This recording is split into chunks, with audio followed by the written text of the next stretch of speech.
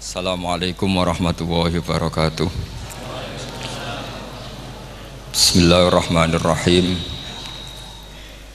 Tabarakalladzi nazzala al-furqana ala 'abdihi liyakuna lil 'alamina nadhira. Allahumma shalli wa sallim ala sayyidina Muhammad wa ala alihi wa sahbihi wa barik wa sallim asma'in. Amma ba'du. Ingkang kula hormati Kyai Haji Abdul Hanan wa ahli baiti, sedanten kanca-kanca santri peminat ilmu tafsir dan ilmu hadis ingkang kula hormati. Berbicara tentang ilmu tafsir, ada beberapa ulama yang menghindari kata tafsir karena makna tafsir itu memaknai atau menduga apa yang dikehendaki Allah. Tentu itu sulit. Satu, bahwa faktanya kita sudah tidak bisa komunikasi dengan Allah karena tidak ada wahyu lagi. Sehingga dari kehati-hatian ini pernah suatu saat Abu Bakar ditanya, ma makna abban fi qaulihi ta'ala wa faqihatan wa abba. Beliau menjawab, saya tidak lagi pantas hidup di atas bumi, di bawah naungan langit, jika saya mengatakan naqulu fil Quran, jika saya harus berpendapat tentang Quran apa yang tidak saya ketahui. Itu kehati-hatian yang dilakukan Sayyidina Abi Bakrin As-Siddiq. Tapi teori ini berbanding paradok, berbanding ekstrim, ketika bahwa Quran itu diturunkan itu sebagai hudan, sebagai petunjuk. Kedua, sebagai bayanan, sebagai penjelas. Dan ini yang saya yakini. Kalau sebagai penjelas, Quran itu harus jelas sekali dan bisa menjelaskan. Dan Quran mensifati dirinya wal kitabil mubin, demi kitab yang memberi penjelasan. Sehingga dari sudut ini orang kafir pun mungkin memahami Quran. Dan menurut saya orang kafir pun bisa paham Quran. Kalau Ahok itu melintir Quran, tidak memahami Quran, paham? Senok harganya itu melintir Quran tapi tidak memahami Quran. Tapi bahwa Quran itu bisa difahami orang kafir itu ya. Logikanya gampang begini, kata Imam Syafi'i dalam kitab Ar-Risalah. Ketika Quran turun, itu pendengarnya itu tidak ada yang muslim, belum ada santri Kewagian, nggak ada santri Lirboyo, nggak ada santri Sarang. Pendengarnya itu non muslim. Nah ini sampai angen-angen, ketika Quran turun itu pendengarnya muslim atau non muslim? Non muslim. Andai kan Quran itu turun tidak difahami orang kafir, maka lalu objeknya siapa, sasarannya siapa? Nah sebab itu akan aneh kalau kita yang mondok, misalnya ngaji Edkon, ngaji Alfiyah, ngaji Ulumul Quran, apa saja, kemudian Anda tidak paham Quran, padahal orang kafir saja bisa paham. Nah ini tantangan bagi kita. Sing kafir wis iso paham Quran, masa kita santri tidak paham Quran. Makanya begini, di antara awal-awal periode Makkiyah ada surat disebut Qul ya ayyuhal kafirun. Katakan Muhammad ya ayyuhal kafirun. Karena mukhatabnya atau lawan dialeknya Nabi adalah orang-orang apa? Kafir. Mereka paham ketika dijelaskan Quran, paham. Dan sebagian mereka menjadi mukmin karena paham. Itu termasuk isi makalah yang saya utarakan di sini. Mereka tanya, ya Muhammad, siflana rabbak amin dahabin amin nuhasin amin hajarin. Karena orang kafir jahiliyah itu punya tren yang namanya Tuhan itu fisik. Mereka punya Lata, punya Uzza, punya Hubal. Sehingga kalau Tuhan-Tuhan kita ini dari batu Muhammad, katanya Anda punya Tuhan yang berbeda. Lalu Tuhan Anda ini dari emas atau dari perak. Turunlah ayat Qul huwallahu ahad Allahus samad. Lagi-lagi mukhatabnya adalah orang kafir. Makanya ini juga akhirnya jadi ilmu madhab, ilmu tentang firqah-firqah dalam Islam, bahwa kesalahan terbesar orang Khawarij sebagaimana yang dikutip Imam Bukhari. Nanti sampean cari di juz 4 atau di juz 3, pokoknya di bab babu qitalil Khawarij, karena Imam Bukhari punya adat diulang-ulang. Kata Ibnu Umar yang dikutip Imam Bukhari, innahum intolaku ila ayatin nazalat fil kufar faja'aluha alal mu'minin. Orang-orang Khawarij atau kalau sekarang orang-orang radikalisme itu meneliti Quran, kemudian ketika ada kriteria manusia-manusia tertentu itu dianggap itu kenanya orang Islam, korbannya orang Islam. Padahal awal mula ayat ini turun untuk orang kafir atau kritikan pada orang kafir. Ini cilaka betul. Karena logikanya seperti yang dikatakan Imam Syafi'i, ketika Quran turun ini nggak ada orang Islam, yang ada orang kafir. Sehingga mukhatabnya adalah orang kafir. Tapi ayat-ayat ini nanti dipakai Khawarij untuk mengcounter orang Islam, sehingga mereka mudah mengkafirkan kita karena pakai ayat yang dari awal Allah mengkafirkan orang kafir, sekarang ayat itu dipakai mengkafirkan orang Islam. Ini saking gebleknya orang apa? Khawarij. Makanya kata kitab Fathul Bari yang menyarai Bukhari itu, yang mendorong orang Khawarij seperti itu adalah jahluhum bisyariah. Memang mereka benar-benar bodoh, benar-benar goblok. Misalnya kita kiai atau kita ma'arif atau kita santri atau kita orang soleh, kemudian kita tidak bisa melakukan apa yang kita katakan, terus kita oke lah, kita kena kritik misalnya atakmurunan nasa bil birri wa tansawna anfusakum wa antum taslunal kitab. Terus kita katanya bisa ngomong tapi tidak bisa melakukan, terus dikritik dengan ayat itu mestinya tidak tepat. Karena itu asbabun nuzulnya adalah orang-orang Yahudi karena tahu bahwa sifat Rasulullah itu ada di Taurat, mereka menyuruh keluarganya itu masuk Islam, tapi mereka sendiri tidak mau Islam. Kemudian turunlah ayat atakmurunan nasa bil birri wa tansawna anfusakum wa antum taslunal kitab afala ta'qilun.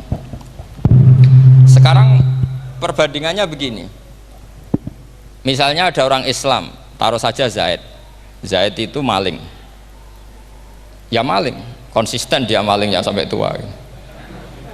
Terus menurut Anda Zaid yang muslim ini, Zaid itu muslim tapi maling, jangan bilang maling tapi muslim, dia itu ya. Kemudian Zaid bilang ke anaknya, "Cung, kowe aja dadi maling, dadi santri sing soleh, sing maling bapak tok." Ndak, ini menurut analisis usul fikih, ngomongnya Zaid itu benar apa salah? Benar kan? Nasihatnya ya benar, ngomongnya juga benar. Kamu tidak bisa ngeritik Zaid, kamu bisa ngomong tapi tidak bisa melakukan, tidak bisa. Fa innal amra bil ma'ruf wajib, wal qawla bil ma'ruf ya wajib, wal qawla bil haqqi ya wajib. Jadi itu hal yang berbeda. Misalnya fa innal amra bil ma'rufi wajibun, memerintahkan barang baik itu baik. Wa innal qawla bil haqqi ya wajib, mengatakan yang hak itu ya wajib. Berarti Zaid tetap kena khitab, kamu harus nasihati anak secara benar, kamu juga harus ngomong hukum secara benar. Lalu ketika Zaid ngomong hukum secara benar, cung ojo maling, maling ku dosa, cung ojo nerusno profesine bapak maling, maling itu tidak benar. Dia berarti sudah melakukan dua kebenaran, yaitu ngomongnya benar, nasihatnya benar. Dia salah, perilakunya tetap maling. Tapi jangan karena dia maling lalu omongannya enggak salah juga, berarti salahnya malah tiga. Makanya ini pentingnya ngaji sama ulama, sama ahli usul fikih. Jadi tidak bisa dicampur adukkan.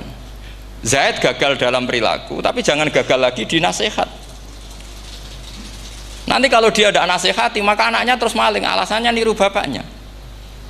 Karena bapaknya kalau mau nasihati nanti disemprit sama santri-santri, "Pak, sampean ora oleh nasihati anake ora usah maling, sampean dhewe maling." Oh, tidak bisa, cara usul fikih itu malah yudroku kulluh la yudroku napa? Kulluh, atau bahasa populernya al-maisur la yasqutu bil ma'sur. Misalnya kita sebagai kiai hanya bisa takrib, hanya bisa jurumiyah. Apa muda Fatul Mu'in cek abote. Bulet, maknane bulet.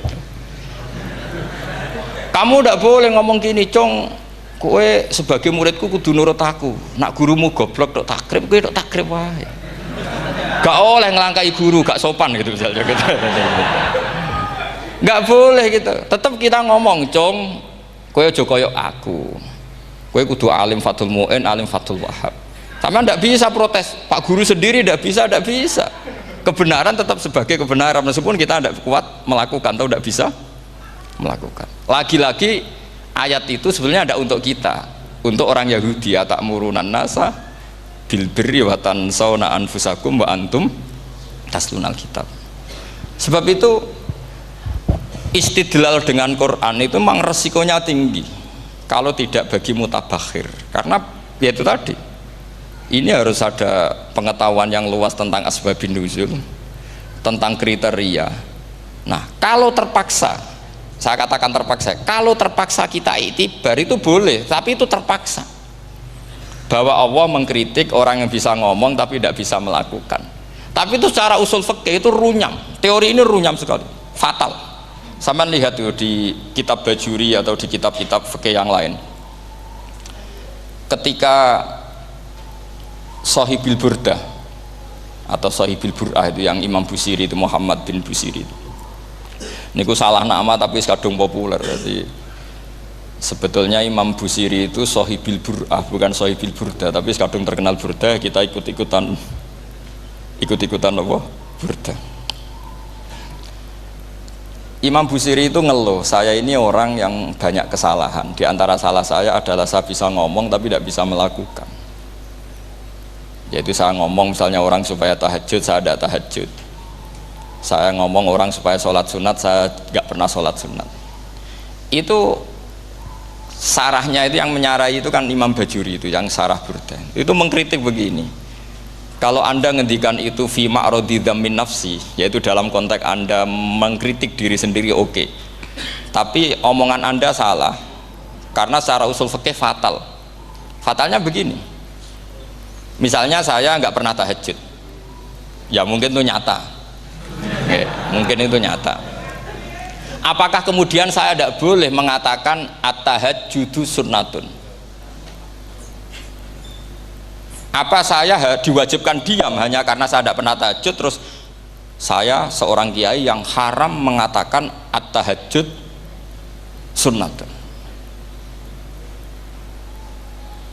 Saya harus tetap mengatakan kalau tahajud itu sunnah. Saya kalau punya santri terus saya bilang, "Cung, napas nganggur yuk tahajud itu sunat." Karena mengatakan kebaikan pasti bagian dari kebaikan itu sendiri. Makanya kata Imam Bajuri, fakaifa yakunul amru bil ma'rufi mazmuman. Bagaimana mungkin sesuatu yang jelas baik karena memerintahkan kebaikan mazmuman menjadi sesuatu yang tercela hanya karena yang mengatakan tidak melakukan. Fa innal fi'la ya amrun wal hukmu ya amrun akhar. Itu beda. Jangan karena Anda tidak minum teh karena diabetes, terus Anda kalau ada tamu tidak disuguhi teh. Karena saya sendiri tidak minum teh. Wah ya repot kalau gitu. Nah itu lagi-lagi tadi orang Khawarij salah ketika mengartikan ayat yang harusnya objek kritiknya itu orang kafir, kemudian karena Quran lama sekali dibaca orang Islam sampai orang itu lupa kalau Quran awalnya turun diantaranya adalah membenahi akidahnya orang kafir, sehingga korbannya orang Islam. Itu mirip seperti cerita kita ya, santri-santri itu kalau punya musuh itu baca Hizib Nasor. Dulu pengarang Hizib Nasor itu musuhnya orang fasik, sehingga di Hizib santri ora di musuh wong fasik, duwene kancane dhewe, akhirnya kancane yang kena Hizib. Nah ini penting saya aturkan ya, sama seperti itu. Lama sekali Quran itu hanya dibaca orang Islam dan komunitasnya Muslim, sehingga seakan-akan semua kritikan Quran itu pada orang nopo Islam. Padahal jelas Quran ada kul ya ayyuhal kafirun. Jelas mukhatabnya orang kafir. Sabda kata lakum dinukum waliyadin. Nah ini penting kalau aturakan. Makanya kalau melihat itu, Quran jelas bisa difahami orang kafir. Bahkan banyak orang kafir yang menjadi muslim karena faham maknanya apa? Faham maknanya Quran. Itu jelas sekali. Itu masyhur sekali dialeknya Nabi dengan Walid bin Mughirah, dengan Utbah, dengan banyak sekali, termasuk dengan Abu Jahal, dengan Abu Lahab. Bahkan orang-orang kafir Quraisy itu menyewa namanya Musailamah Al-Kadzab. Kalau di sini umumnya baca Musailamah apa Musailimah? trennya di sini. Pakai fathah ya. Itu entah ya, nggak tahu saya yang masalah yang mana itu kan, karena memang kalau dalam ilmu riwayat itu sekali salah baca itu kasus betul, kayak Sa'id bin Musayyab atau Sa'id bin Musayyib itu ketika beliau sugeng itu kalau dipanggil Sa'id bin Musayyab itu marah besar, karena maknanya Sa'id al Musayyab itu yang ditawan, makanya beliau bilang sayyabatni Irak wa anal Musayyib, orang Irak mengatakan saya ini ditawan, sebenarnya saya yang menawan mereka. Tapi al-masyhur itu dibaca Sa'id bin Musayyab, padahal dia tidak mau dipanggil Sa'id bin Musayyab, Sa'id bin Musayyab. Karena nama ini penting. Pentingnya begini, ini kata Rasulullah kalau sedang guyon, kata Nabi, mbok kamu itu sekali-kali mikir, kenapa saya ini diberi nama Allah Muhammad, katanya. Ini hadis sahih di Bukhari, ada di Kitabul Adab, banyak lah tag ini. Kenapa ya Rasulullah? Allah itu senang bingung wong kafir, kata Rasulullah. Karena Abu Jahal kalau manggil saya jadi bingung. Itu kalau orang Arab kan pasti tahu maknanya. Muhammad maknanya orang yang terpuji. Sehingga kalau Abu Lahab ngomong itu jadi paradok. Hei orang yang terpuji, kamu bohong. Kan jadi aneh. Ya Muhammad kadzabta. Hei Muhammad kamu bohong. Kalau diterjemahkan hei orang terpuji, kamu bohong. Itu akhirnya sahabat tertawa-tawa, karena cek pinter ya pangeran milih nama kamu ya Rasulullah, karena ini bingungkan musuh gitu. Makanya kalau kamu udah anak kiai itu anak kamu panggil namakan saja Agus, pasti satu pondok manggil Gus semua. Itu aman itu. Oh itu mbok yang nggak seneng tetap panggil Gus. Karena kalau untuk Gus putra kiai kan butuh di bapak kiai, kan bapak kadung ra kiai gitu kan. Itu ada triknya, yaitu anaknya dinamain Agus. Nah, itu Rasulullah itu sudah dipilih sedemikian rupa oleh Allah, perilakunya benar, ahwalnya benar, sak namanya juga benar. Sehingga ketika Abu Jahal, Abu Lahab tahu bahwa nama Muhammad ini problem, karena ini madah itu memuji. Sehingga mereka kalau mencari Muhammad tuh bilang ainal madmum, mana orang yang tercela. Terus orang-orang Quraisy tidak paham, kamu nyari siapa? Akhirnya mereka bilang, ana atlubu Muhammad, dan saya cari Muhammad. Akhirnya bilang Muhammad lagi. Nah, itu. Nah, Quran juga main di ranah nama. Sehingga Abu Jahal itu namanya kan Abul Hakam. Orang Islam dari awal memanggil Abu Jahal. Karena kalau sampai kita manggil Abul Hakam, kita akan mengalami paradok, ya Abul Hakam, hei bapak dari semua kebijakan, kamu begini, kan kacau. Makanya itu dari sini orang nggak boleh salah apa? Salah nama. Ini penting kalau aturakan, karena kadang menganalisis Quran itu satu bilisanin Arabi mubin, kata Imam Syafi'i, wa innahu latanzilu rabbil alamin nazala bihir rohul amin ala qalbika litakuna minal mudhirin bilisanin Arabi mubin. Di antara, kata Imam Syafi'i ini, di antara aturan pokok memahami Quran adalah dia malian bil arabiyah, dia sangat-sangat menguasai bahasa Arab. Itu masyhur dalam dialek Imam Syafi'i ini. Saman kalau ngaji takrib atau Fathul Mu'in, syarat sahnya tayamum lil musafir itu apa? Tolabul ma', mencari apa? Air. Sampai kalau di takrib dicontohkan, kalau di tempat atas nyari ke bawah, kalau ke bawah nyari ke atas. Imam Syafi'i ditanya, kaifa taqulu bi syartit tolab, bagaimana anda berpendapat bahwa tolabul ma' itu wajib untuk menjadi sahnya tayamum? Terus Imam Syafi'i faqara'a falam tajidu ma'an, kamu pergi kemudian falam tajidu ma'an, kamu tidak menemukan air.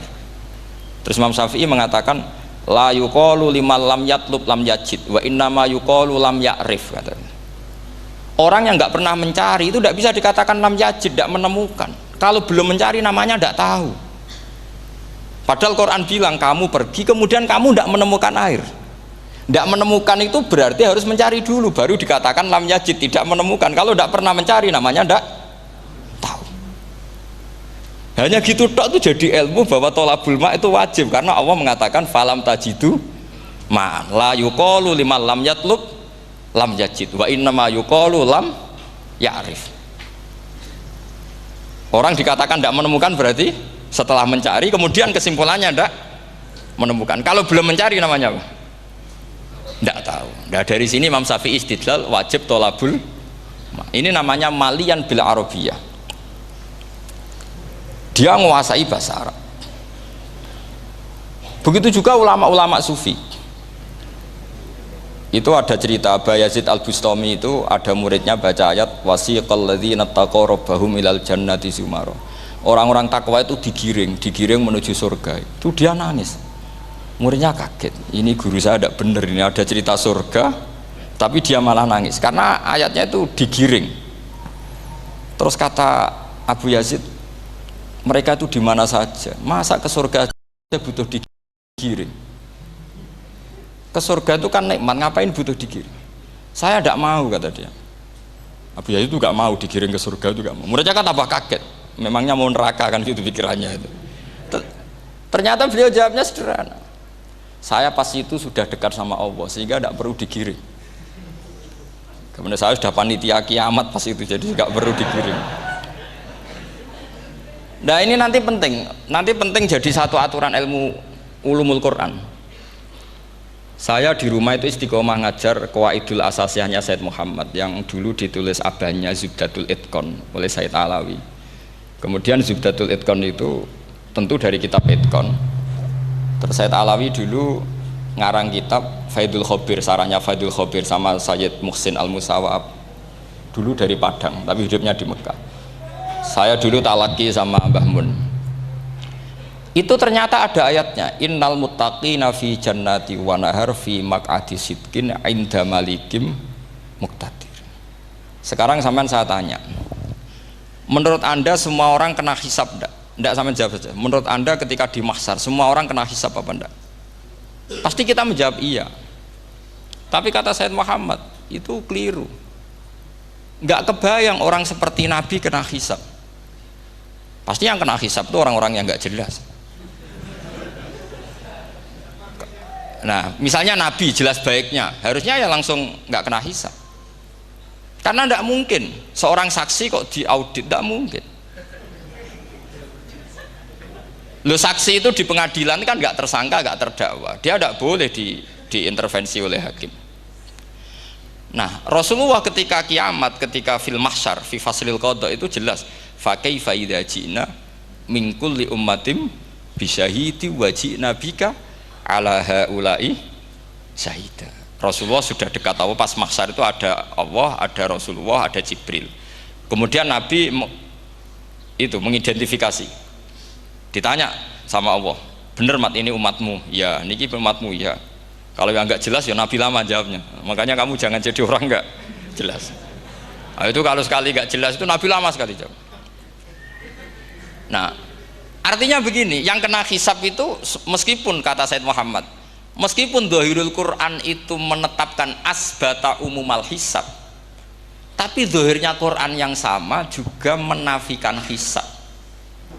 Itu karena nggak mungkin, nggak kebayang kita malaikat berani menghisab afdalul khalqi. Sama bisa bayangkan malaikat mengaudit Rasulullah SAW, ahabbal khalqi ilallah, kepen ciloko mencit ya. Wong jajar Allah kabeh dinten audit sudah indah. Fa kaifa idza ji'na min kulli ummatin bisyahidi wa ji'na bika ala haula'i syahida. Lalu mungkar nakir juga sama. Sampean bisa bayangkan mungkar nakir tanya Nabi Muhammad. Tesnya susah. Karena kalau Rasulullah terus ditanya, "Waman nabiyuka?" Wah, itu kan bisa kiamat itu.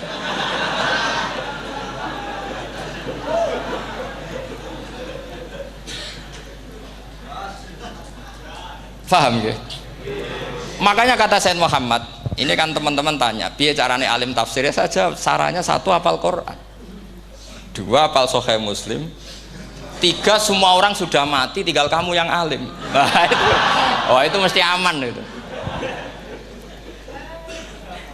Nah kalau sampean tanya saya, apa buktinya Gus kalau orang tertentu tidak kena hisab? Ya buktinya tadi misalnya innalladzina qalu rabbuna Allahu tsummas taqamu tatanazzalu alaihimul malaikatu alla takhafu wala tahzanu wa absyiru. Mungkar nakir adalah malaikat penakut, membawa ketakutan. Sementara para wali ini jelas malaikat kena konstitusi. Malaikat harus mengatakan ke para wali, Allah takhofu wala tahzanu. Padahal Nabi tentu sayyidul auli. Para wali saja malaikat kena aturan, kamu harus bilang Allah takhofu wala tahzanu wa abshiru. Hei para wali, kamu jangan susah, jangan gentar, kamu harus gembira. Kamu bisa bayangkan misalnya mungkar nakir bawa godok, kata orang kalau dipukul ajul sak walang-walang.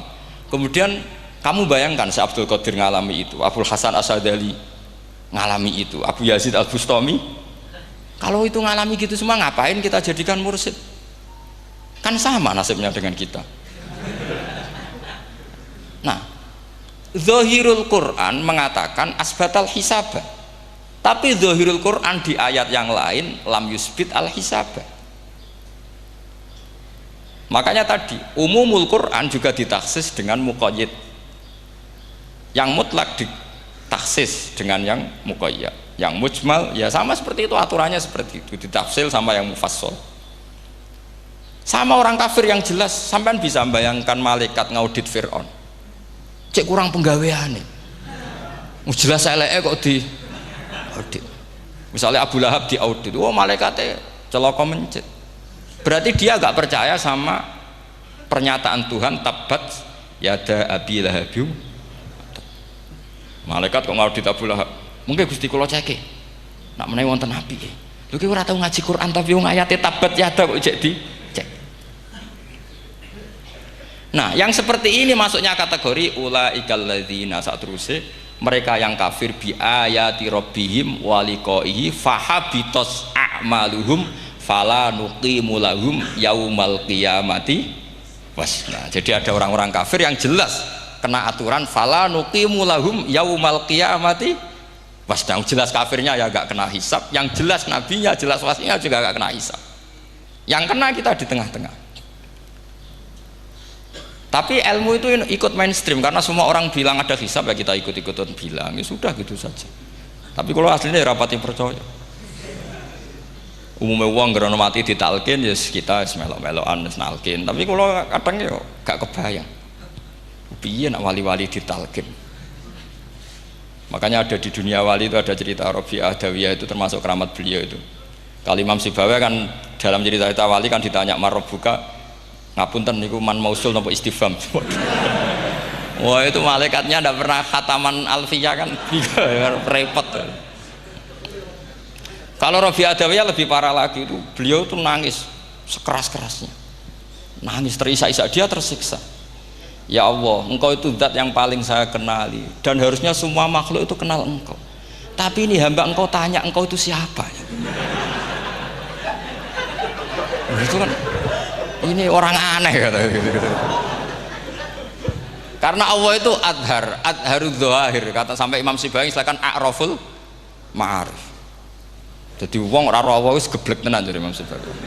Imam Sibawi kan atas nama dia pakar nahwu pertama mengatakan dhamir paling makrifat di antara 6 isim makrifat, paling makrifat itu dhamir. Tapi meskipun gitu a'raful ma'arif Allah. Yang paling makrifat dari sekian isim makrifat itu Allah. Artinya satu nama yang orang harus kenal semua.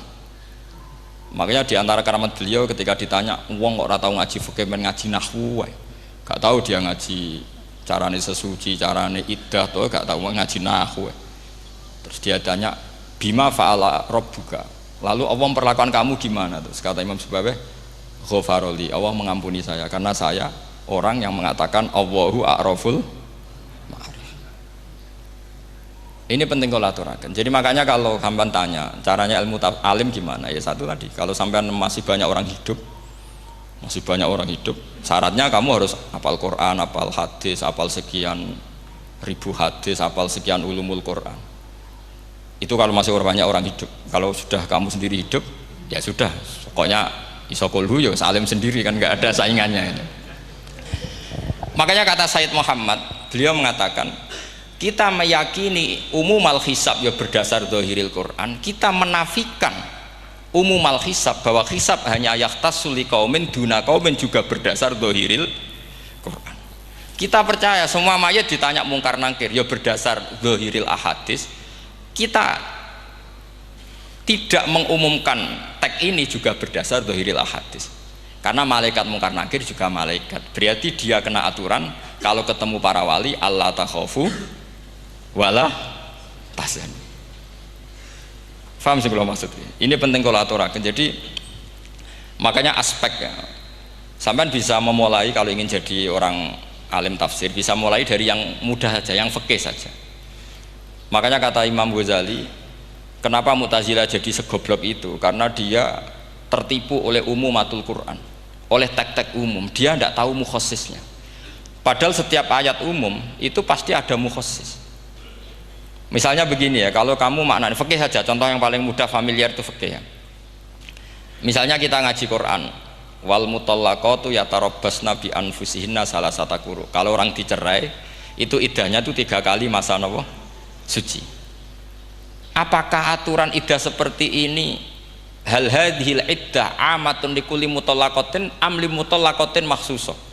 Apa ini semua mutallaqah iddahnya pasti salasata quru apa orang tertentu? Ya enggak, asal dia mutallaqah pasti iddahnya salasata quru. Anda goblok, Anda salah besar. Kalau misalnya yang dicerai adalah orang hamil, iddahnya apa? Salasata quru apa watil hamli? Watil hamli. Kita butuh ayat lain, wa ulatul ahmali ajaluhunna ayyadna hamlahu. Sama seperti kita ngaji walladzina tawaffawna minkum wa yadharuna azwajan yatarabbasna bi anfusina arba'ata asyhurin wa asyra. Asal wanita ditinggal mati suaminya, maka iddahnya 4 bulan 10. Apa semuanya demikian? Enggak. Misalnya orang hamil iddahnya biwatil hamil. Artinya kalau Anda tertipu umumatil Quran berarti Anda sama dengan menghukumi orang ditolak semua iddahnya salah satu guru. Sama misalnya orang sekarang dalil-dalil wa may yatawallahum minkum fa innahu minhum. Kalau berkawan orang kafir maka dia menjadi kafir. Itu kan fatal.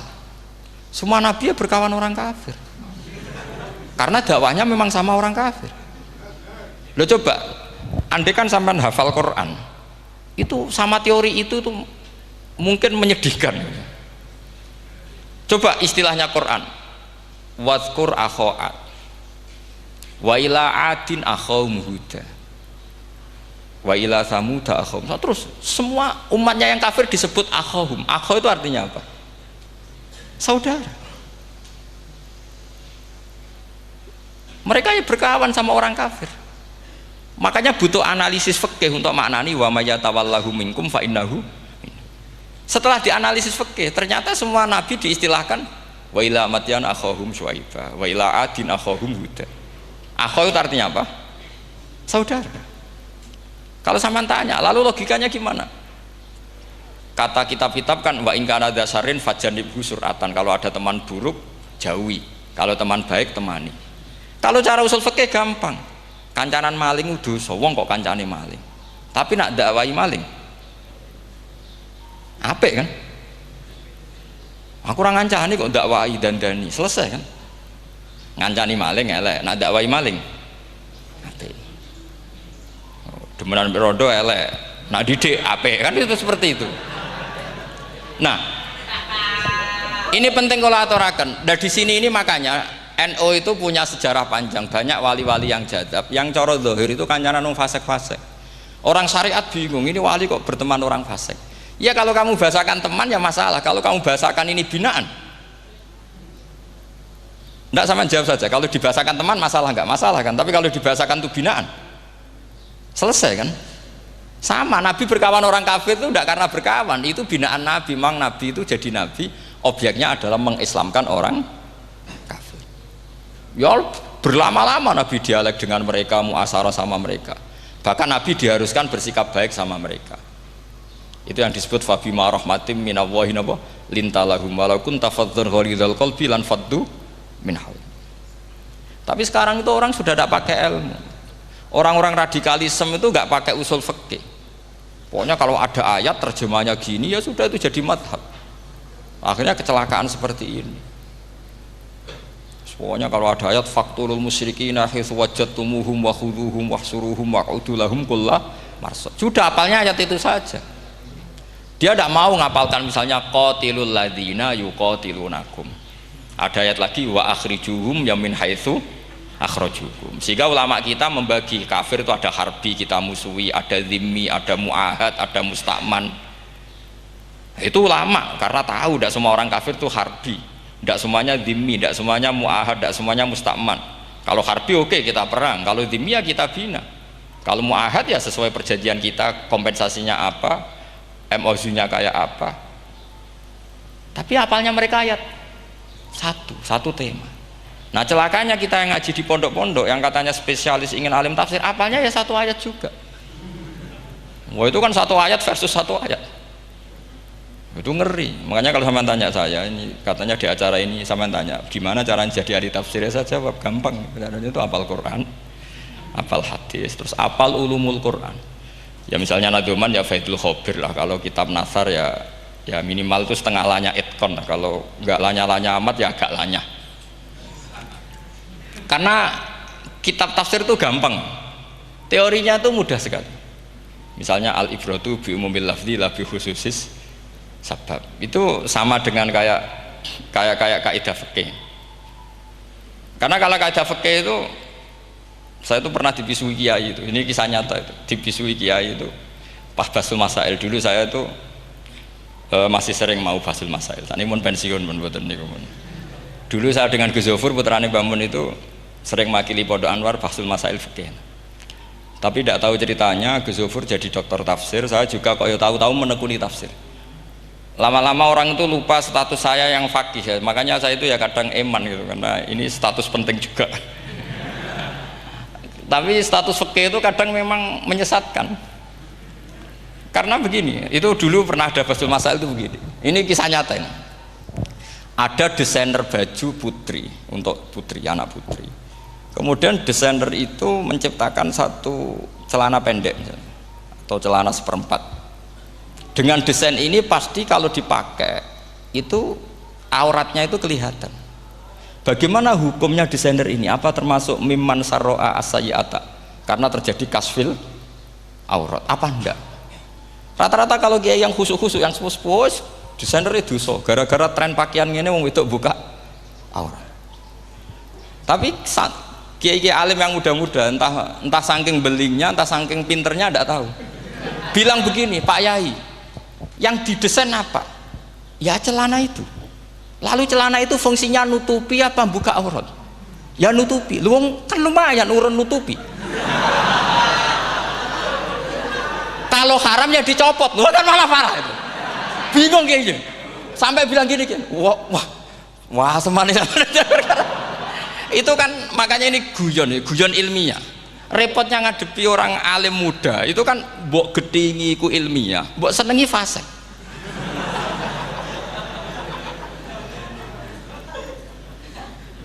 Ketika kiai yang khusyuk tadi tak tanya, kalau desainer katok seperapat,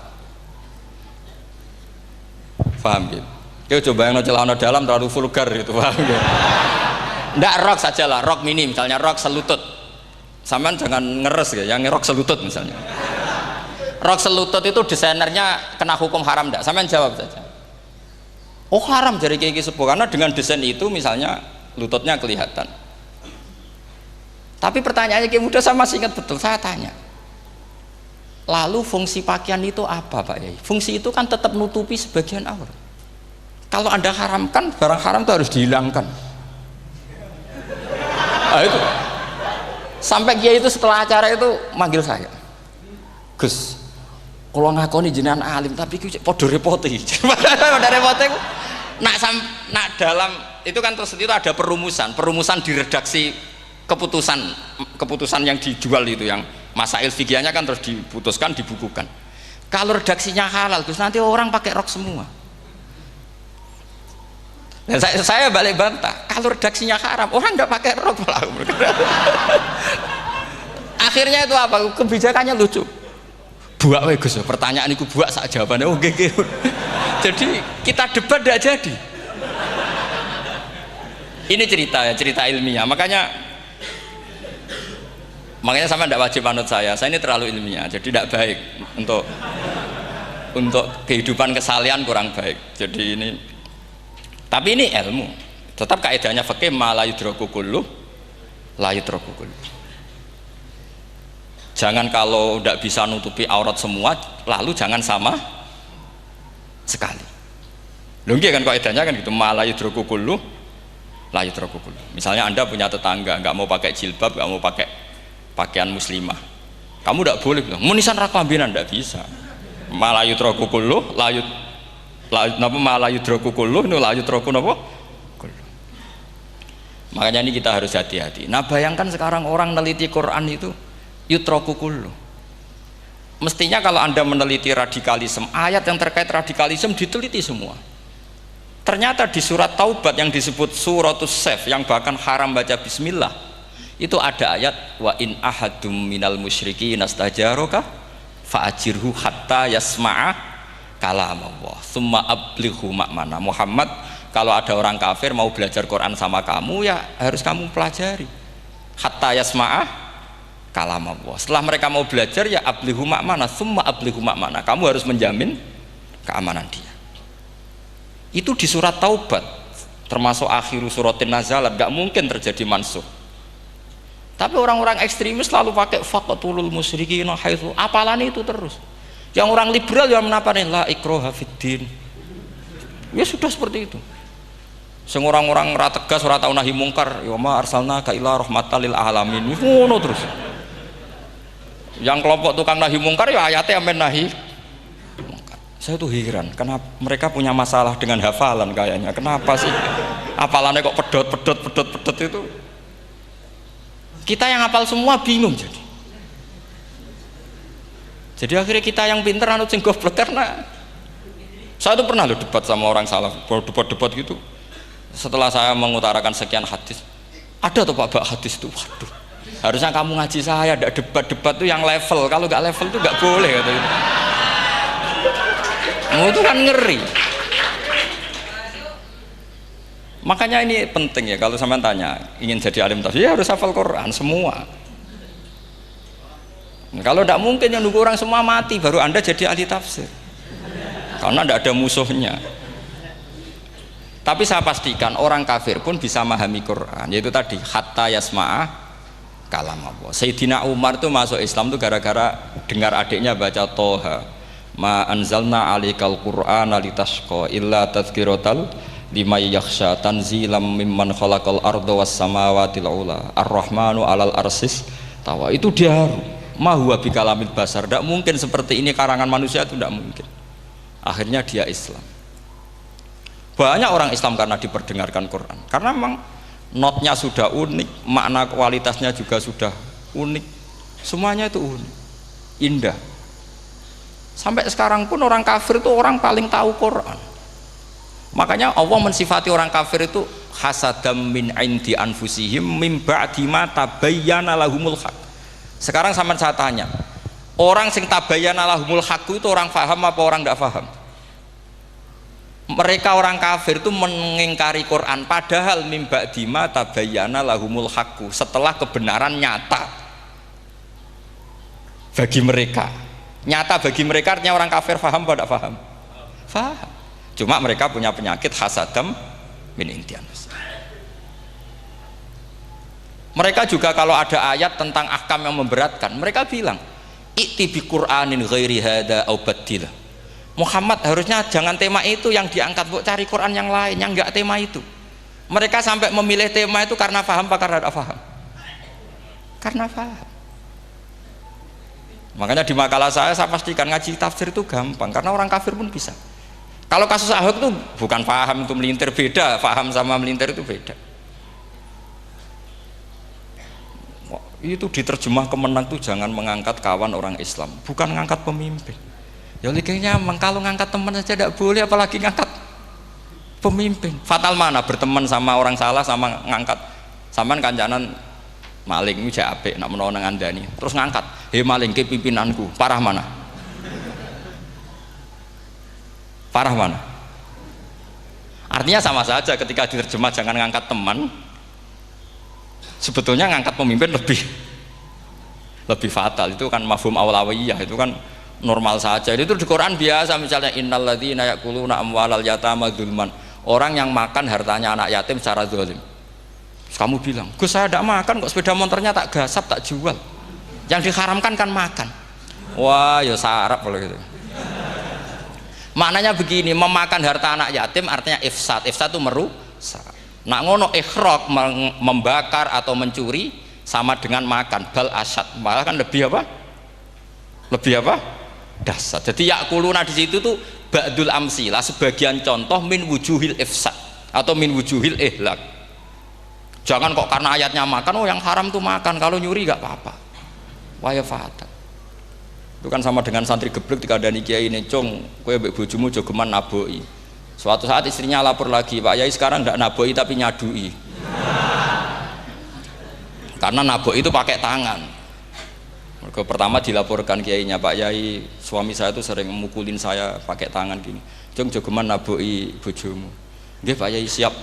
Suatu saat istrinya lapor, Pak. Tetap benjut, kenapa? Kalau nak ini disadui. Mergo pikirane sing haram nabok, nak nyaduk halal. Wah itu kan ngajak goblok bareng.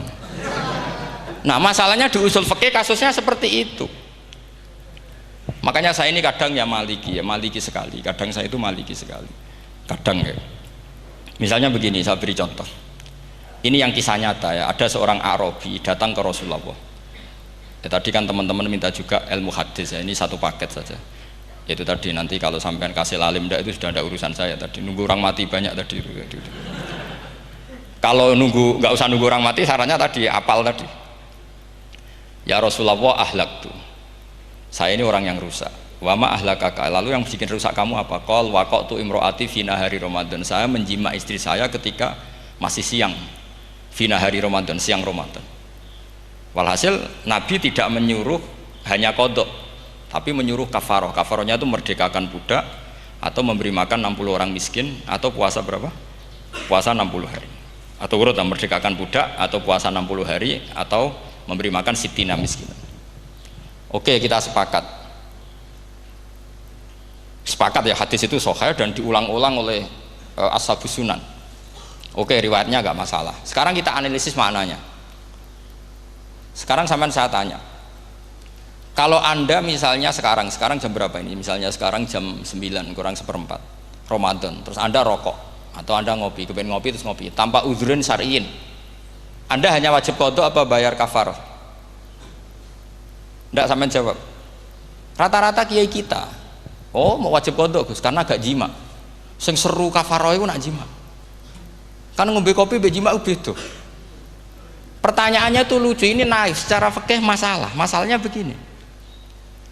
Jima bojo itu tidak zina. Jima bojo itu zina apa enggak? Enggak. Berarti dengan makan bedanya apa? Sama kan? Sama-sama amrun mubah. Sesuatu yang boleh. Kenapa hukumannya berat?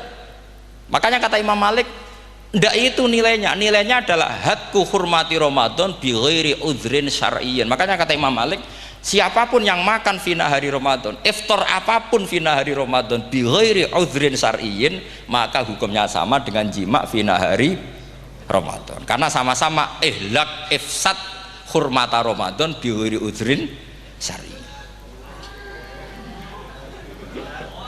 Loh enggak, ini ilmiah.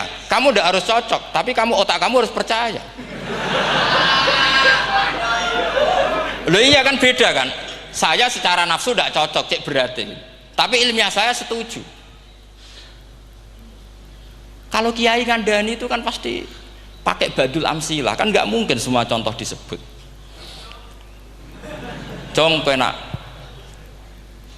melaku jogeman delok wedok iku mari setan. Mboten delok Mbah, nyekel lho malah parah to. Ndak bisa. Makanya ini masalahnya lafat. Ini kembali ke Imam Syafi'i bilisanin Arabiyyim mubin. Ketika seorang kiai bilang cung jogeman delok cawe wedok adalah mengungkapkan al-muharramat. Bukan mentaksis yang haram itu hanya melihat. Saya ulang lagi ya, ketika seorang kiai bilang cung jogeman delok wedok sing haram, itu semangatnya adalah melawan keharaman, bukan mentaksis yang haram hanya delok. Itu di Quran normal semua, di semua lugat ya biasa. Itu kan sama seperti misalnya seorang mbah ngasih uang cucunya, cung tak kayak duit 100.000, cung gue tuku es. Terus kowe muni ngono. Nak ragu tuku es haram iki kan ngongkone tuku es. Lah kepen putumu mati kan nyeben 100.000 nggo tuku es. Ya mulai dulu istilahnya nak mbah ngekeki putu jong 100.000 nggo tuku es. Cara wong kuno. Maksudnya iku wis pokoke umume cah cilik senane es cuma nyebut. Ya sudah seperti itu. Sama seperti Quran menghentikan begini. Ini memang salate yang fikih dulu, yang pokok-pokok. Di antara yang enggak boleh dikawin adalah wa antasma'u bainal ukhtaini illa ma qad salaf. Kamu tidak boleh menikahi Sri dan Zainab, kakak beradik. Sudah sepakat nggih? Fi nikahin wahid enggak boleh al jam'u bainal ukhtain. Jadi mbaknya kamu kawin, adiknya kamu kawin fi nikahin wahid. Tapi nak ngeduni boleh, berarti kan dengan waktu yang berbeda. Quran hanya menyebut itu. Kemudian Rasulullah zaman Sugeng itu hanya nambahi wala binal mar'ati wa ammatiha wala binal mar'ati wa kholatiha, juga agak boleh menikahi ponaan plus buliknya, baik bulik dari bapak yaitu ammah maupun bulik dari ibu disebut apa? Kholah. Kemudian ulama fikih merasa ada yang kurang, ditambahi lagi 2 perempuan yang andekan yang satu itu lelaki kok haram nikah, berarti haram jam'u fi nikahin wahid. Misalnya cucu rabibahnya boleh enggak? Enggak boleh kan? Berarti kalau sampai mengumpulkan cucu dan mbahnya fi nikahin wahid juga enggak boleh. Tapi orang yang waras itu tidak akan nyalahkan Quran ketika tidak lengkap. Wa antasma'u bainal ukhtaini ila ma qad salaf, ini tidak lengkap. Yang haram kan tidak hanya jam'u bainal ukhtain, termasuk mengumpulkan cucu dan mbahnya. Karena Quran nggak mau dengan logika tidak waras, itu tidak mau. Taruh saja orang itu rata-rata mbahnya kan umur 70 tahun, cucunya umur 17 tahun. Kebayang nggak kamu nikahi sehingga adekan boleh bareng, pasti kamu milih bareng. Makanya Quran hanya bakas wa antasma'u final ukhtain, karena yang mungkin masih menggugah selera itu 2. Tapi kalau cucu sama mbahnya itu kalau ada yang masih selera kan ya sarap itu. Tapi fikih sebagai kaidah tetap menerangkan termasuk yang haram jam'u adalah bainal mar'ati wajad datiha. Paham juga maksudnya? Artinya ketika menyebut itu tidak jaminan merangkum semua hukum, tapi ba'dul amsilah.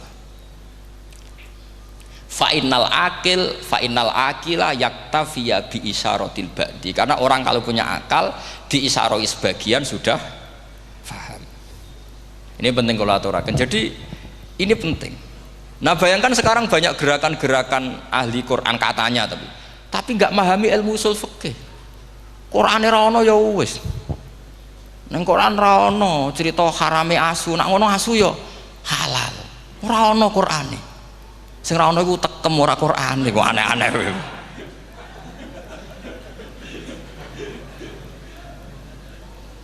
Itu kan sama terus sampean misalnya tadi jam 09.00 Ramadan tambah udhurin syariyin terus mangan mie rokokan, itu kan melecehkan Ramadan biguri udhurin syariyin, karena melecehkan hurmata Ramadan kena sanksi separah itu. Jangan kamu terus bilang tapi Nabi hanya bilang masalah jima finari Ramadan. Jima istri itu hukumnya itu tidak zina, hukumnya itu mubah, sama dengan makan. Ini cara madhab Maliki, tapi kita alhamdulillah madhab Syafi'i. Ya itu masalahnya. Berhubung itu menguntungkan sami'na wa ta'na. Nah, itu. Tapi saya sendiri dalam konteks ini, saya itu ya sangat-sangat Syafi'iyah, sangat-sangat Syafi'iyah. Dalam banyak hal sangat-sangat Syafi'iyah. Tapi dalam banyak hal kadang-kadang saya ya Maliki. Nah, itu kan kalau sampean tanya kenapa gitu, ya hikmahnya baca banyak saja. Karena yang Syafi'i itu ya karena bacanya hanya Syafi'i, itu bukan fanatik, itu keterbatasan. Jadi itu beda, ada apa itu namanya, ada fanatik, itu keterbatasan, itu beda sekali. Jadi kita harus ngaji yang banyak. Saya termasuk utang ya sama Imam Syafi'i itu baca kitab Ar-Risalah. Itu kitab yang kadang satu ulama baca sampai 500 kali. Yaitu Imam Syafi'i itu dalam kitab Risalah itu begini, ini termasuk ulumul Quran yang paling penting. Muqaddimahnya begini, wan nasu sinfani min awalil amri, wan nasu sinfani. Ketika Rasulullah datang membawa Quran itu manusia hanya ada 2, al kuffar sing dari jenis ahli kitab dan kuffar dari jenis yang tidak ahli kitab. Bahkan tidak ada orang Islam zaman itu.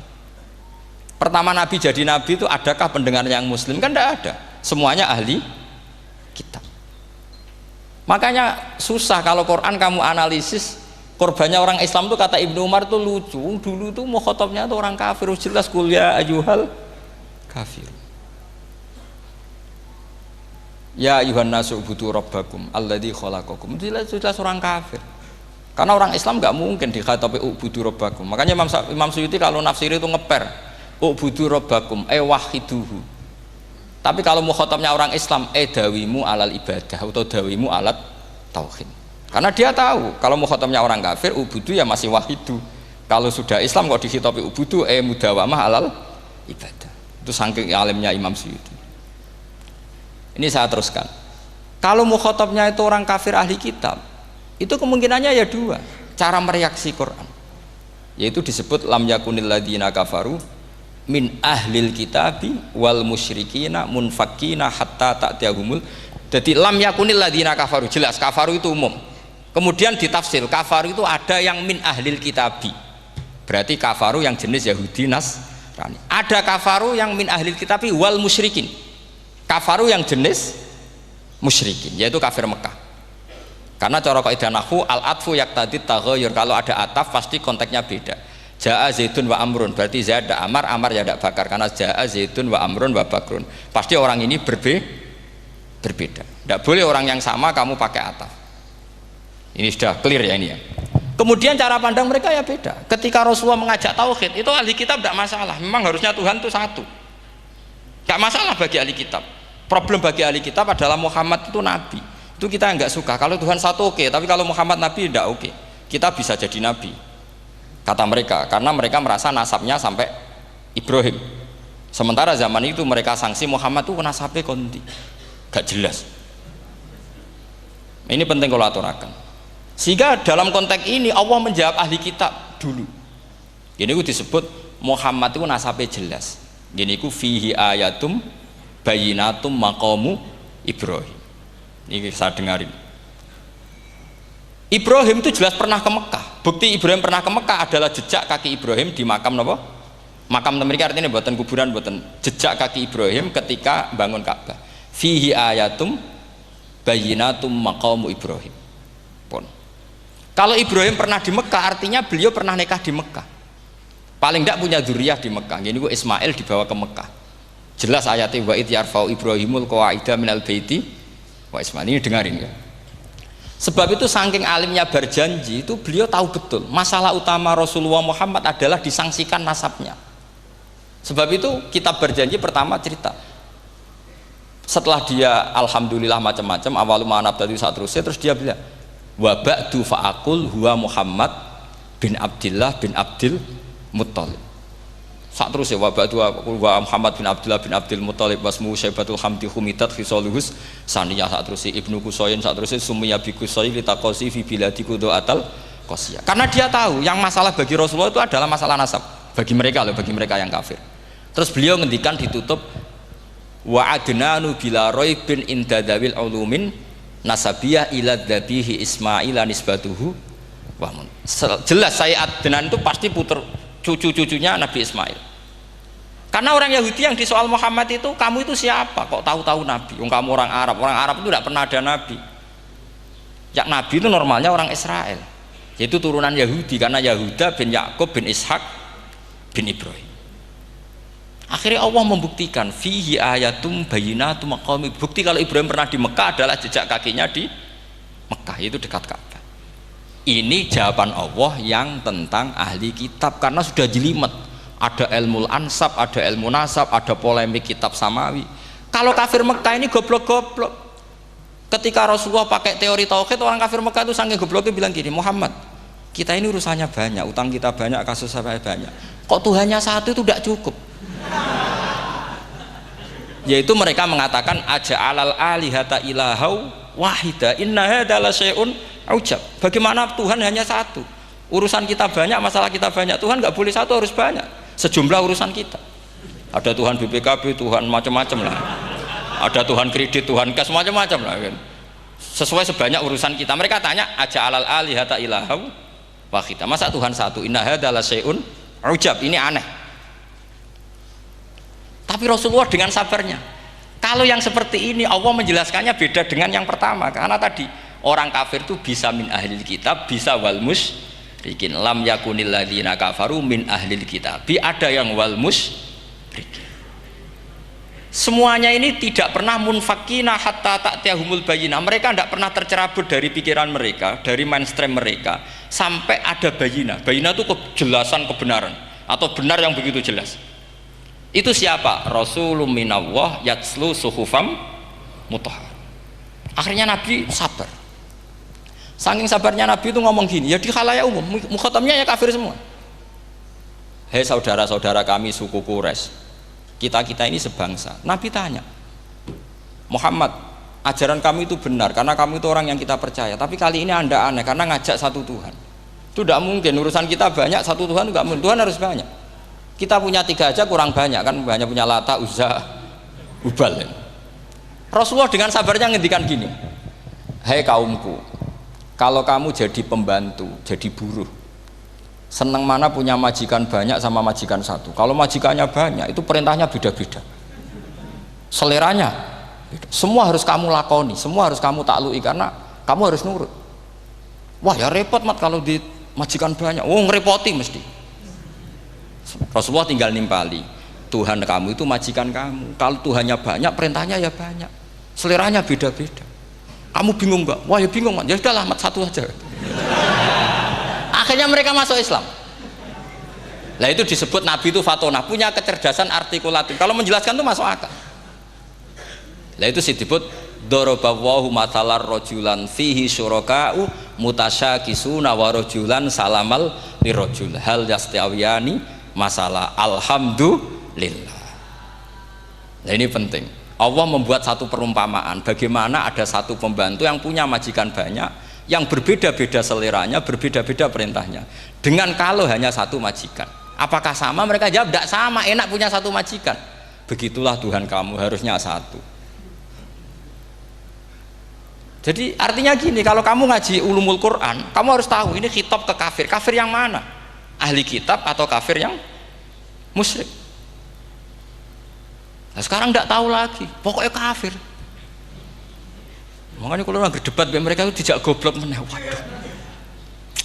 Makanya sama tidak usah ketularan goblok, sing pun gimpun sing wis goblok ora usah ditambahi mun kathah dan ini pun niku. Ya karena kita ngaji jelas Qur'annya kan lam yakunil ladzina kafaru itu masih ada min lil bayaniyah atau min li bayanil jinsi.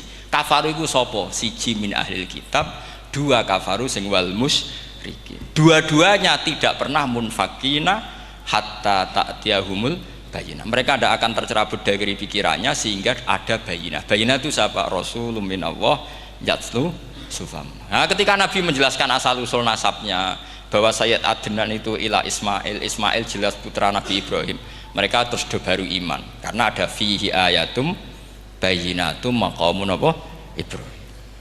Ya jadi saya kira demikian. Nanti kan akhirnya jam pinten teman.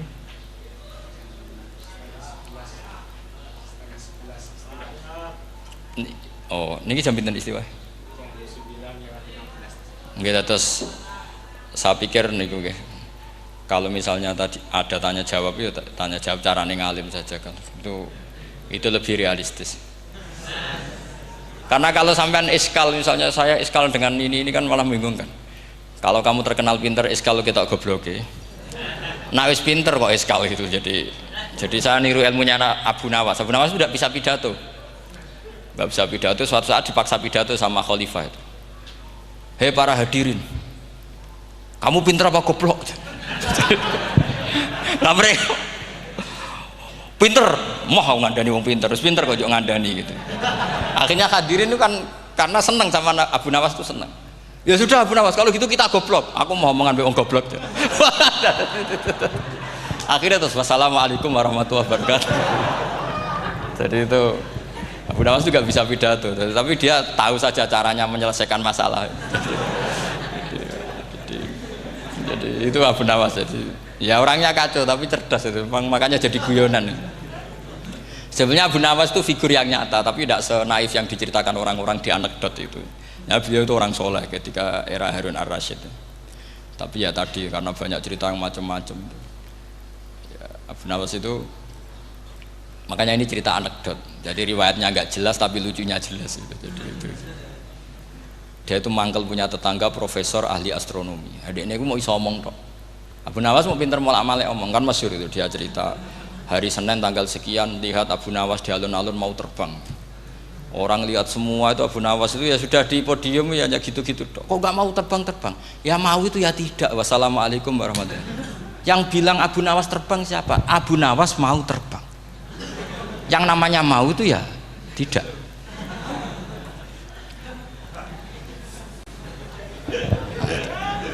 Pernah dia itu lomba sama Harun ar-Rasyid. Siapa paling banyak pengunjung rumahnya di alun-alun. Harun Rasyid bikin khemah, dia bikin khemah. Tentu cerita ini bohong, yakini ini bohong. Memangnya bohong tenang. Makanya ini anekdot, hanya guyonan. Harun Rasyid karena dia raja itu ada apel, ada makanan macam-macam. Ya tentu pengunjungnya banyak. Batas akhir itu penilaian jam 12 malam. Abu Nawas tenang, satu pun nggak ada pengunjung, nggak ada makanan, nggak ada apa. Pas jam 12 rumahnya dia, kemahnya dibakar. Orang ke dia semua. Tit menang dia karena jumlahnya. Bahkan Harun Rasyid itu datang ke kemahnya dia karena lombanya kan pengumpulan massa terbanyak tit jam 12. Harun Rasyid pikirannya santri ya guys sugoi jajan mesti teko pikirannya gitu. Abu Nawas pikirannya beda, jenenge ana kebakaran pasti datang wis dihitung biaya khemah sama hadiahnya banyak hadiahnya. Yang ahli falak ini punya ilmu yang rasional, yang pinter sekali. Dia ilmuwan bahwa bumi itu bulat-bulat. Nah, saya lagi tren meyakini bumi flat itu ya kacau nih. Mau gara-gara penjelasan sing sepihak. Ini wong nganggur. Lah wong ilmuwan kok sentimennya perkara wedi duit. Enggak boleh ilmuwan menyebut sentimen apa? Uang. Akhir bumi itu bulat-bulat. Jadi kalau Anda jalan ke timur terus nanti ke titik yang sama. Abu Nawas paham karena dia memang enggak ahli sains gitu. Suatu saat si profesor ini kemalingan, malingnya melayu ngetan. Terus minta tolong sama Abu Nawas kejarlah maling itu. Kemana? Ke timur. Dia ngejar ke barat. Ditanya sama profesor. Saya udah bilang larinya maling itu ke timur kalau kejar ke barat nanti ketemu di titik yang sama. Akhirnya profesornya ngerti, oh ngenyek tuh, kira itu. Jadi, nah khawatir saya nanti kalau santri-santri tidak pinter ilmu, terus pilihannya ilmu kayak Abu Nawas, jalan pintas tadi. Karena belajar falak jelimet, belajar faraid apa? Jelimet ada aul, ada roh, terus semua ada masalah yang ruwet-ruwet terus. Akhirnya mau olah bicara. Ini musibah inna lillahi wa inna ilaihi raji'un.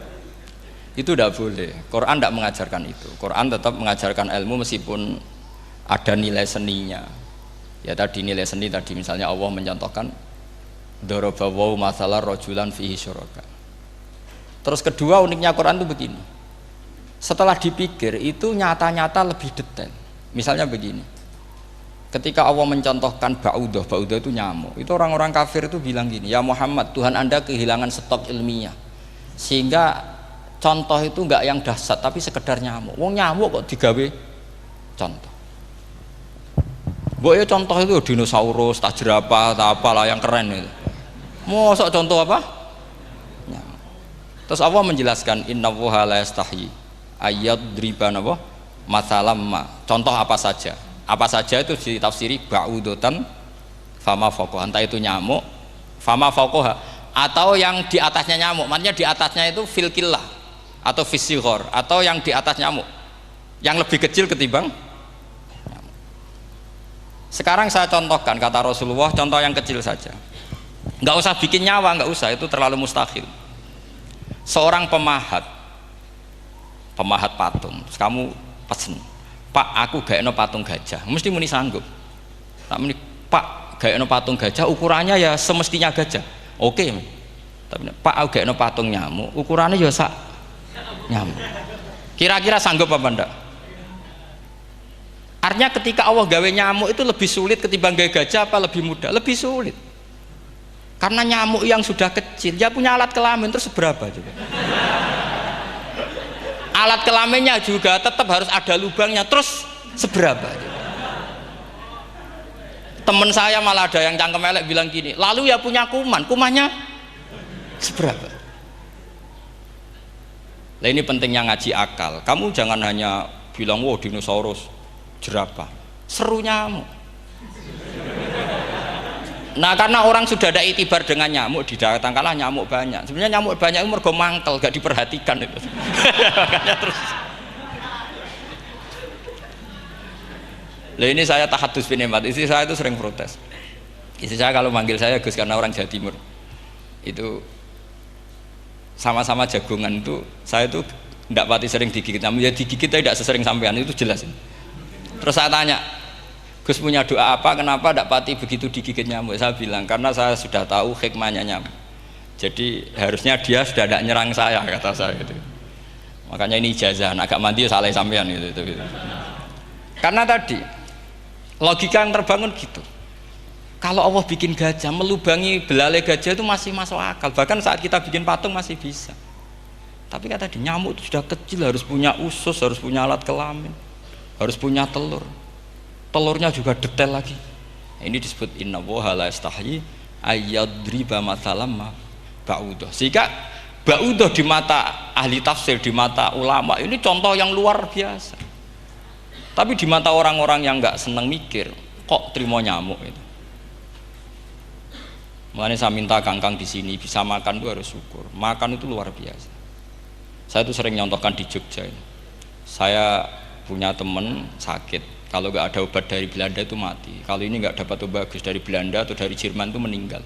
Berapa bulan lagi matinya? 3 bulan. Kalau nggak sampai dapat obat mati 3 bulan. Oh masih mandi obat yang di Jogja, apa itu makan atau minum? Kalau orang tidak minum tidak sampai 3 bulan sudah mati. Boy orang itu mikir seperti itu. Tapi kita ini kalau obat dari Jerman, dari Belanda itu hebat. Kalau enggak kita mati sebulan lagi, 3 bulan lagi. Allah bikin obat pada kita tiap hari, yaitu kita bisa makan, bisa minum. Itu kalau sekali nggak makan 5 hari bisa mati sama. Tapi kita karena ngakan tuh hal yang biasa, nak duit iso utang, terus dianggap biasa. Ini kalau ulama masalah besar. Punya otak seburuk itu tuh masalah besar bagi ulama. Sehingga Allah tidak malu ketika ngendikan kulu wasrobu, tidak malu karena makan ini urgen, sangat penting. Dan Allah tidak malu meskipun Quran itu temanya kelas tinggi, biasa Allah mengatakan jong koweku kulu min thayyibati maruzaqnakum, kamu makanlah. Karena minum obat itu kebutuhan kita ketika sakit. Tapi kalau makan adalah kebutuhan kita sihatan wasukman, saat sakit maupun saat sehat. Nah, kalau Anda dengan kualitas ini, ketika Allah membicarakan makanan itu Anda akan respect sama Allah karena memang ini urgen betul. Tapi kalau Anda cara berpikir gini, hanya cari goro ibal ilmu yang aneh, yang seru, kamu baca ayat itu akan menjadi biasa-biasa saja. Dan itu masalah bagi mahabbah Anda pada Al-Quranul Karim. Ya saya kira demikian. Terus mangke saya pikir tidak etis ya, kan ini Jumat nanti sing biasa itikaf nanti terganggu. Nanti saya ada ke problem. Ya kalau ada tanya jawab ya saya mohon tadi ya, karena ini zaman akhir saya memang butuh sekali. Kenapa saya mau datang? Satu, hormat Kiai Hanan. Dua, saya memang ingin banyak mufassir lagi, jangan hanya lewat baca terjemah kemudian merasa menjadi ahli apa Quran atau ahli tafsir. Itu musibah besar itu masalah besar itu. Ya pokoknya saya mohon lah ya, setidaknya gitu. Misalnya orang kafir, kamu cari saja orang kafir. Ternyata ada yang harbi, ada yang dhimmi, ada yang mu'ahad, ada yang mustakman. Lalu dalam tarikh ada kafir Yahudi, kafir Nasrani, kafir ahli kitab. Kalau di fikih ada kafir yang lahum kitabun, ada yang tidak lahum kitabun. Kalau yang lahum kitabun disebut ini kitabiyah kholiso, yang tidak. Itu kan beda-beda di fikih. Boleh nikahnya ndak, khilu dhabihatihim atau tidak, itu kan detail sekali. Makanya saya mohon ini latihan detail. Oke, sampean tetap ngaji, sering khatam itu bagus karena mengumpulkan semua ilmu. Tapi sampean harus menganalisis secara apa? Saya dulu ngaji Mbah Mun Muslim ya kilatan. Tapi saya ngapalkan sama Gus Ibab. Gus Ibab putrane Mbah Mun, dulu muridnya Said Muhammad. Saya itu tak pelajari lagi di rumah. Tak analisis lagi setelah besar sampai sekarang karena ya itu beda. Kita selalu Rabbi zidni apa? Ilma. Misalnya begini contoh ya, contoh. Kita mungkin tahu maknanya ayat tertentu itu begini, misalnya begini, faqula lahu qawlan layyinan la'allahu yatadzakkaru aw yakhsha. Musa dan Harun, jika kamu datang ke Fir'aun, maka kalau ngomong, kalau dakwah itu qaulal layyinan, dengan dakwah yang halus. Nggih, qaulal layyinan. Ini bagi yang ekstremis harus baca dialek ini. Ini kisah nyata yang diceritakan Habib Zain bin Semit ketika ngarang Al-Manhajus Sawi. Juga diulang-ulang di beberapa kitab. Suatu saat ada ustadz, corong Jawa Kemelinti, datang ke Harun Ar-Rasyid. Harun Ar-Rasyid ini Banil Abbas, termasuk zuriyahnya Abdullah bin Abbas. Karena Harun Ar-Rasyid sebagai khalifah tentu salahnya banyak, namanya pejabat pasti salahnya banyak. Meskipun kebaikannya juga banyak, tapi salahnya juga banyak. Kalau kita kan tidak pejabat, salahnya tidak banyak, tapi prestasinya juga tidak banyak. Ya kan, misalnya ada tamu Raja Salman, katanya hormat tamu wajib, kamu kan tidak bisa hormat. Karena dia juga tidak mau dihormati kita kan. Nah terus si ustadz tadi datang begini, saya itu masih hafal teksnya, ya Amirul Mukminin, inni nasihun lak famusyaddidun alaika fala tajidanna ala nafsika fi nafsika aliyya syai'an. Saya ini mau nasihati Anda, tapi saya maaf sekali karena nasihat saya ini kasar sekali. Musyaddid itu kasar, keras. Fala tajidanna fi nafsika aliyya syai'an, saya mohon jangan dimasukkan hati lah. Makanya terjemah bebasnya jangan masukkan hati. Katanya Harun Rasyid langsung marah. Uskut ya jahil, kamu itu ustadz bodoh. Kamu tidak boleh keras sama saya. Dia masih bantah, saya keras sama Anda karena Anda salahnya banyak. Terus apa kata Harun Ar-Rasyid? Inna wa ta'ala qad arsala man huwa khairum minka ila man huwa syarrum minni wa ma'adzalika qala ta'ala faqula lahu qaulal layyinan. Allah mengutus orang yang jelas lebih baik ketimbang kamu, yaitu Musa dan Harun. Musa dengan ustadz ini baik mana? Tidak, sama jawab saja. Baik Nabi Musa kan. Ilaman huwa syarrun minni. Fir'aun dengan Harun Ar-Rasyid buruk mana? Buruk Fir'aun. Itu saja masih dengan etika faqula lahu qaulal layyinan. Musa dan Harun kamu harus sopan. Ndak wae Fir'aun wajib sopan, ndak wae aku ra sopan.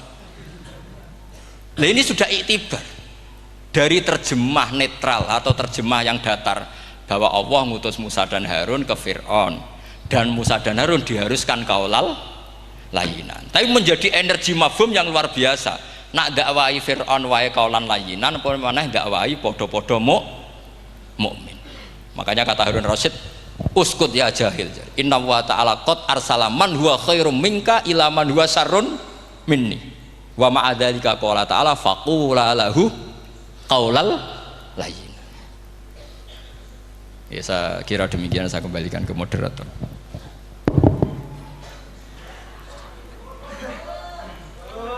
Ya, setengah jam Jumat. Ini nanti Jumat, setengah jam apa ini pun mepet. Alhamdulillah, penyampaian materi dari beliau telah selesai. Sangat menarik, gamblang dan sangat jelas sekali, sehingga mungkin tidak butuh untuk kesimpulan dari moderator. Jadi dialog ada waktu 30 menit. 30 menit kami buka 2 pertanyaan dulu, mungkin yang dari depan ada mic, monggo diparingi. Niki Bapak Majroh niki. Satu orang satu pertanyaan Pak nggih.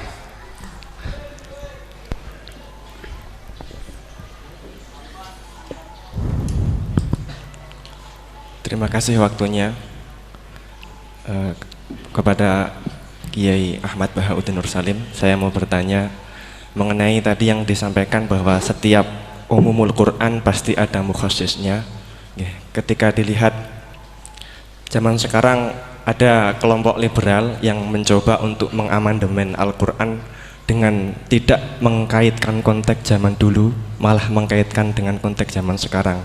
Ambil contoh dalam permasalahan ibadah haji, mereka ingin merubah haji wukufnya nggak cuma di bulan Dzulhijjah tetapi di bulan Syawal pun juga boleh. Nah, jadi sudut pandang panjenengan gimana masalah apakah memang bisa keuniversalan Al-Quran itu pada zaman sekarang dibuat sesuai konteks sekarang. Itu saja. Sampun? Oke. Oke. Penanya kedua, monggo.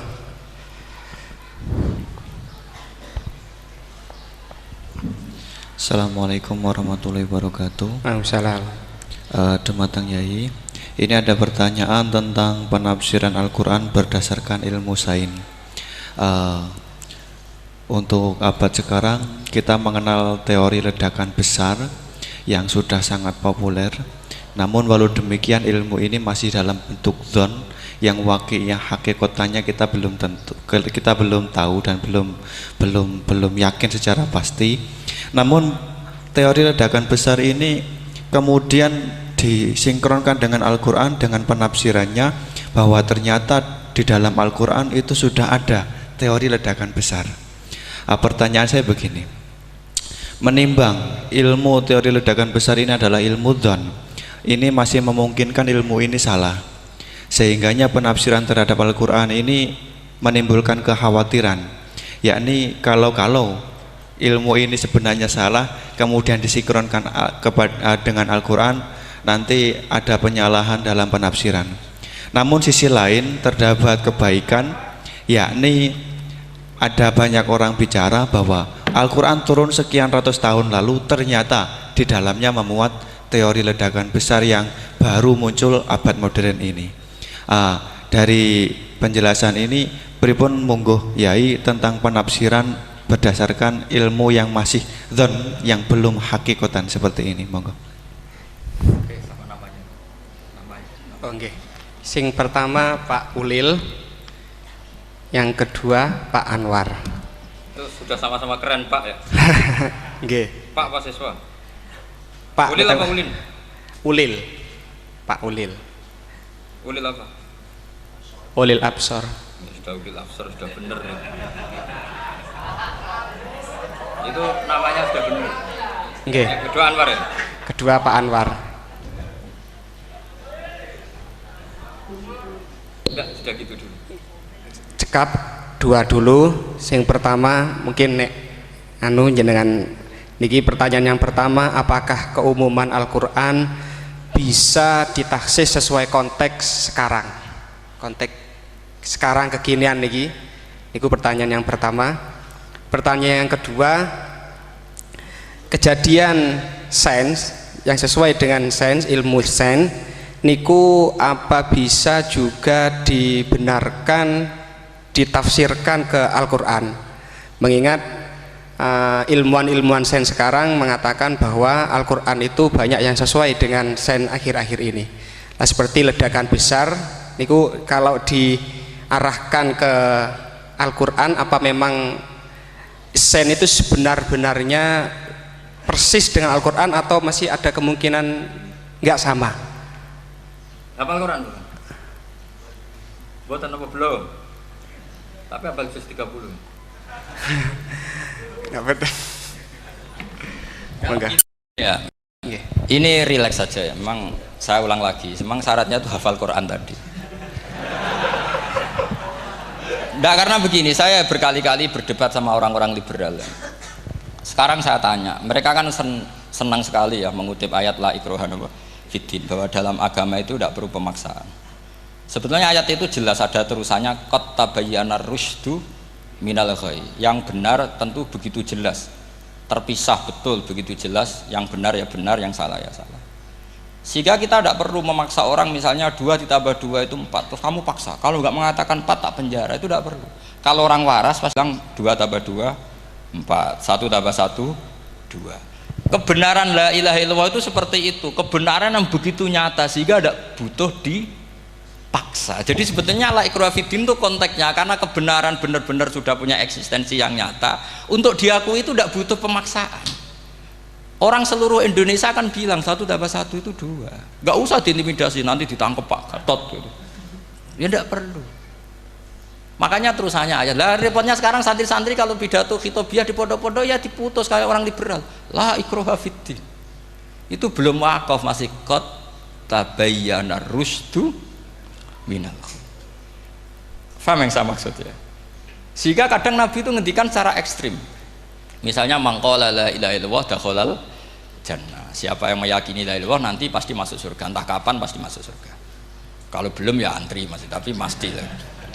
Terus Nabi sempat ngendikan itu hadis sahih, wa in zana wa in saraka, meskipun pernah punya masa lalu, zina itu fi'il madhi, pernah punya masa lalu, pernah zina, pernah maling. Itu sampai 3 kali sahabat protes. Tapi saya berkali-kali ngomong di ngaji di Jogja, di Bojonegoro, di rumah ngomong, kebenaran yang absolut, kebenaran yang hakiki tidak bisa terganggu oleh perilaku sosial. Bukan masalah seakan-akan hadis ini membolehkan zina, itu tidak mungkin. Inna wa la ya'muru bil fahsya. Allah tidak akan nyuruh hal yang buruk. Tapi saya beri satu logika, satu analogi. Kalau rektor Al-Azhar kamu tanya, 1 tambah 1 berapa Pak Rektor? Pasti bilang 2. Kamu tanya Amrozi ya bilang 2. Kamu tanya Pak Ahok ya bilang 2. Kamu tanya Anies Baswedan ya bilang 2. Tanya Pak Nusron dia jawab 2. Sama, semuanya jawab 2. Karena kebenaran hakiki pasti absolut. Sekarang misalnya gini, ada ronte dari dulu Doli misalnya, kamu tanya, Mbak 1 tambah 1 itu berapa? Pasti bilang 2. Jangan kamu mentang-mentang imam masjid, saya tak jawab 3, saya kan imam masjid, masa sama dengan lonte? Tidak bisa, kebenaran absolut itu pasti sama. Mbok rektor Al-Azhar sama siapapun ya jawabnya sama. Paham yang saya maksud? Sebab itu kadang Nabi ngendikan wa in itu la ilaha illallah itu kebenaran absolut, lebih absolut ketimbang 1 ditambah 1 2. Sehingga kebenaran absolut la ilaha illallah itu nggak bisa terganggu oleh apapun. Paham ya maksud? Nah itu maksud qad tabayyana rusdu minal. Kita tanya rival politik. Pak Jokowi kamu tanya 1 tambah 1 ya 2, Pak Prabowo ya bilang 2. Bukan karena rival politik. Tadi Pak Jokowi jawab berapa? 2. Ya udahlah 4. Tidak ada seperti itu. Itu disebut qad tabayyana rusdu. Nah kembali ke ide tadi, ide bahwa wukuf boleh di mana saja, terus boleh tidak syawal, itu udah ide. Sebenarnya sampean mikir saja itu sudah kriminal. Berarti sampean ngapalkan pikiran salah ya. Karena kalau kita diskusikan itu lucu sekali, karena ya itu sudah begini loh kaidah khilaf itu, saya kasih tahu. Walaysa kullu khilafin jaa mu'tabara illa khilafal ladzi hadzum minan nadhari. Tidak semua khilaf itu dianggap satu khilaf, satu perbedaan pendapat kalau kualitasnya nggak sama-sama mutu. Kalau yang satu nggak mutu itu nggak dianggap khilaf, nggak level. Itu tadi misalnya Imam Ghazali ngendikan begini, qala al-Ghazali gini-gini. Pasti saingannya ya qala Nawawi atau qala Al-Qurtubi atau qala siapalah. Jangan qala al-Ghazali terus kamu saingi menurut ustadz dari Solo, dari Jogja, wah ya udah level masa Imam Ghazali disaingi. Itu ya, aturannya seperti itu. Ini jelas. Rasulullah sendiri yang ngendikan al-hajju arafah, bahwa syarat sahnya haji adalah wukuf, dan Nabi menyebut arafah. Tentu kita tidak pernah memperbandingkan apa yang disabdakan Nabi dengan yang jadi pikiran mereka itu. Kalau mereka alasannya karena orang bergumul di situ, di Mina, di Arafah, gara-gara waktunya sama, titiknya sama, terus terjadi kematian gini. Apa yang nggak wukuf di Arafah itu hidup semua. Itu kan kayak dalilnya orang rokok mari cepat mati. Oh, sing rokok ya mati. Orang-orang jil juga mati. Orang-orang liberal yang pikirannya katanya ingin menyelamatkan kehidupan juga pada akhirnya mereka mati. Mendingan mati di Arafah, keren di tanah suci. Tidak usah begitu. Sebenarnya begini loh, mereka itu menjadi salah karena nggak mau ngaji fikih secara serius.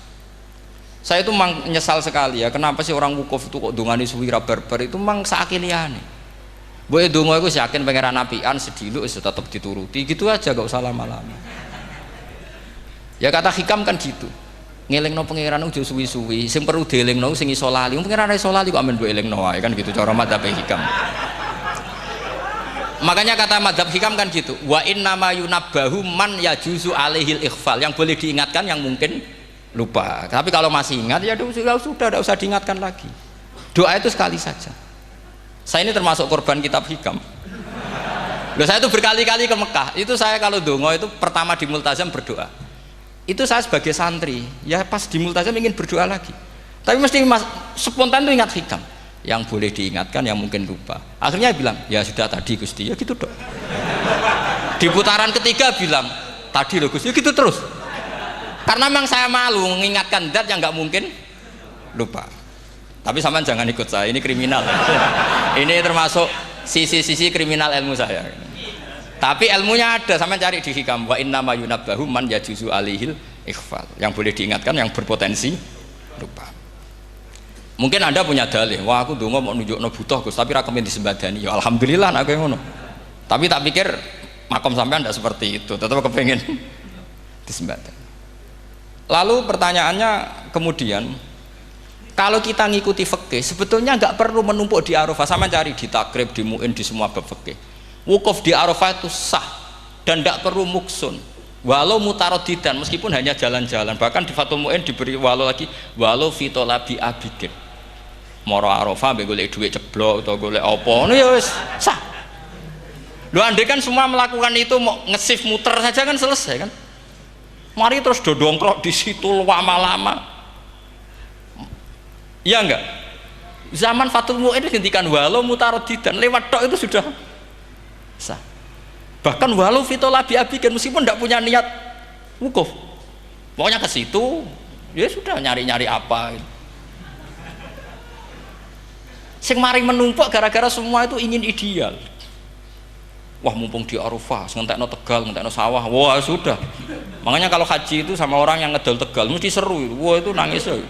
Haji be orang alim atau orang KBIH gak iso nangis karena malah badi kan, dia kan nggak pati iso nangis mesti itu.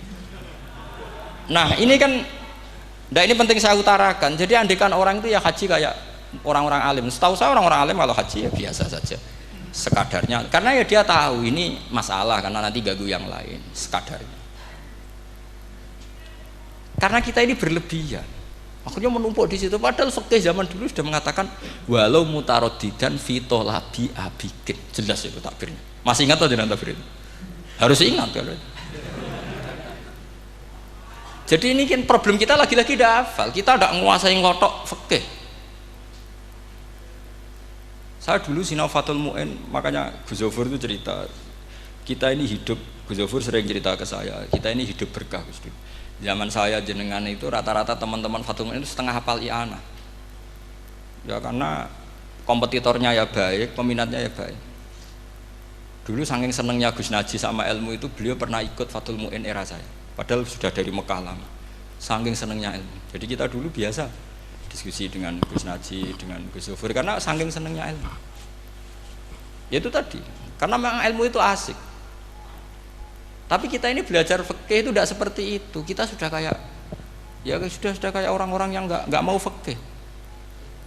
Wong nak ndonga ning Arafah gini-gini terus. Ya hanya gitu-gitu dok. Tidak mikir kalau ganggu orang lain itu begini gue gak dipikir. Itu satu. Jadi menurut saya sampean jangan pernah terlintas bahwa pendapat jil atau apa saja itu pendapat. Walaysa kullu khilafin ja'a mu'tabaro illa khilafal ladzi khaddu minan nadhari. Tidak semua khilaf itu kita hitung khilaf kecuali yang kualitasnya sama. Kecuali begini kualitasnya agak sama. Misalnya sholat jenazah. Sholat jenazah itu trennya kan mayit di depan, terus imamnya itu di belakang. Nah itu boleh, ada ulama mengatakan nggak apa-apa. Sholat jenazahnya di depan, mayit imamnya di jenazahnya di belakang, imamnya di depan. Meskipun itu tidak lazim, tapi masih masuk akal. Itu tadi fa'innal janazah laisat bimanzilatil imam. Piye jenazah ora imam wajib kok ngarep. Alasannya apa? Lho itu tidak orang liberal, itu kitab Mahalil. Kaul awal jenazah harus di depan, kaul sani tidak harus. Piye jenazah itu tidak imam. Coba alasannya di depan apa? Dia ada tidak imam. Kalau seperti itu masih khilaf karena sama-sama ulama. Dan khilaf ini dipraktekkan, tapi jangan di sini loh ya, ini jadi fitnah. Sampean tak cerita nih, sampean kalau haji itu tiap ba'dal maktubah ada sholat jenazah enggak? Enggak, sampean jawab saja. Yang pernah haji, tiap maktubah kan ada sholat jenazah. Itu jenazahnya di depan apa di kamar mayat? Loh, itu bukan goib loh, orangnya masih belum dikubur. Enggak, sampean jawab saja. Di kamar mayat, enggak semuanya dibawa ke depan. Artinya ada konteks tertentu, mungkin kauliku ya ono gunane dalam konteks Mekah. Mekah karena orangnya banyak sibuk ora kober gawa napa jenazah. Tapi nak dalam konteks Indonesia ya suul adab. Wong keren pisan kok ngarepe kok ora oleh gitu loh. Jadi ya kalau kiai kan biasa kok ngarep keren. Misalnya jenazah wong awam kesempatan sak ngarepe kiai yo pas mati kowe kok ora oleh gitu. Jadi cara kula itu kan.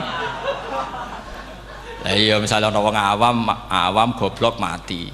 Jenazah dak kok nguri. Dadi yo apa dadi ngarepe kiai pisan kok ora oleh gitu loh. Jadi menurut saya itu.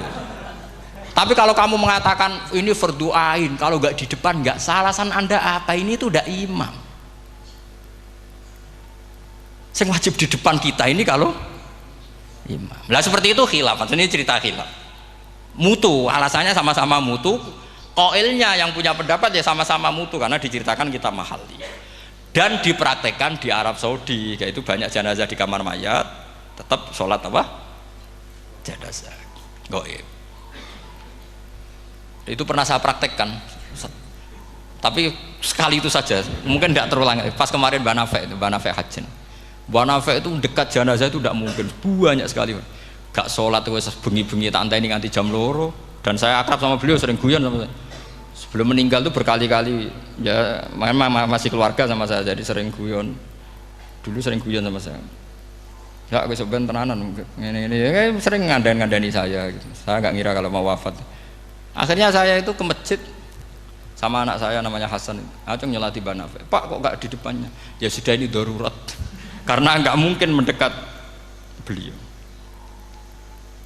Jadi ya itu tadi buktinya sholat gaib. Sholat gaib juga misalnya orang Kediri boleh nggak nyolati orang yang mati di NTT yang lebih timur, boleh nggak? Boleh. Padahal mayatnya di belakang, karena memang nggak imam. Nah kalau seperti itu khilaf, ini cerita kalau seperti itu khilaf, meskipun agak-agak kontroversi tapi kualitasnya masih waras lah, masih bagus. Sampai kalau nggak percaya cari di Mahali di bab jenazah. Kalau mahalinya ada di Qalyubi, tapi jelas saya yakin itu ada. Saya tidak donan yakin jangan. Kalau nu mulang, ya mulang terus tidak punya masalah ingatan, jadi ingat betul kalau takbir itu ada gitu. Jadi saya ingat betul kalau takbir itu ada. Nah terus pertanyaan kedua dari Kang Anwar tadi itu memang problem ya. Tapi itu bisa diatasi lewat seni menulis. Biasanya kalau seorang penulis, apalagi di Indonesia itu kan gampang sekali. Kalau kata itu bisa bias atau majas, kan bisa dikasih tanda kutip. Dikasih tanda apa? Kutip. Itu memang nyata ya. Saya pernah berdebat berkali-kali. Saya kan satu tim ya dengan Pak Zaini, dia seorang profesor, juga pernah tanya Gus Wafi, putrane Mbah Mun saat di Syria. Zaman itu saya Ramdan Al-Guti masih hidup.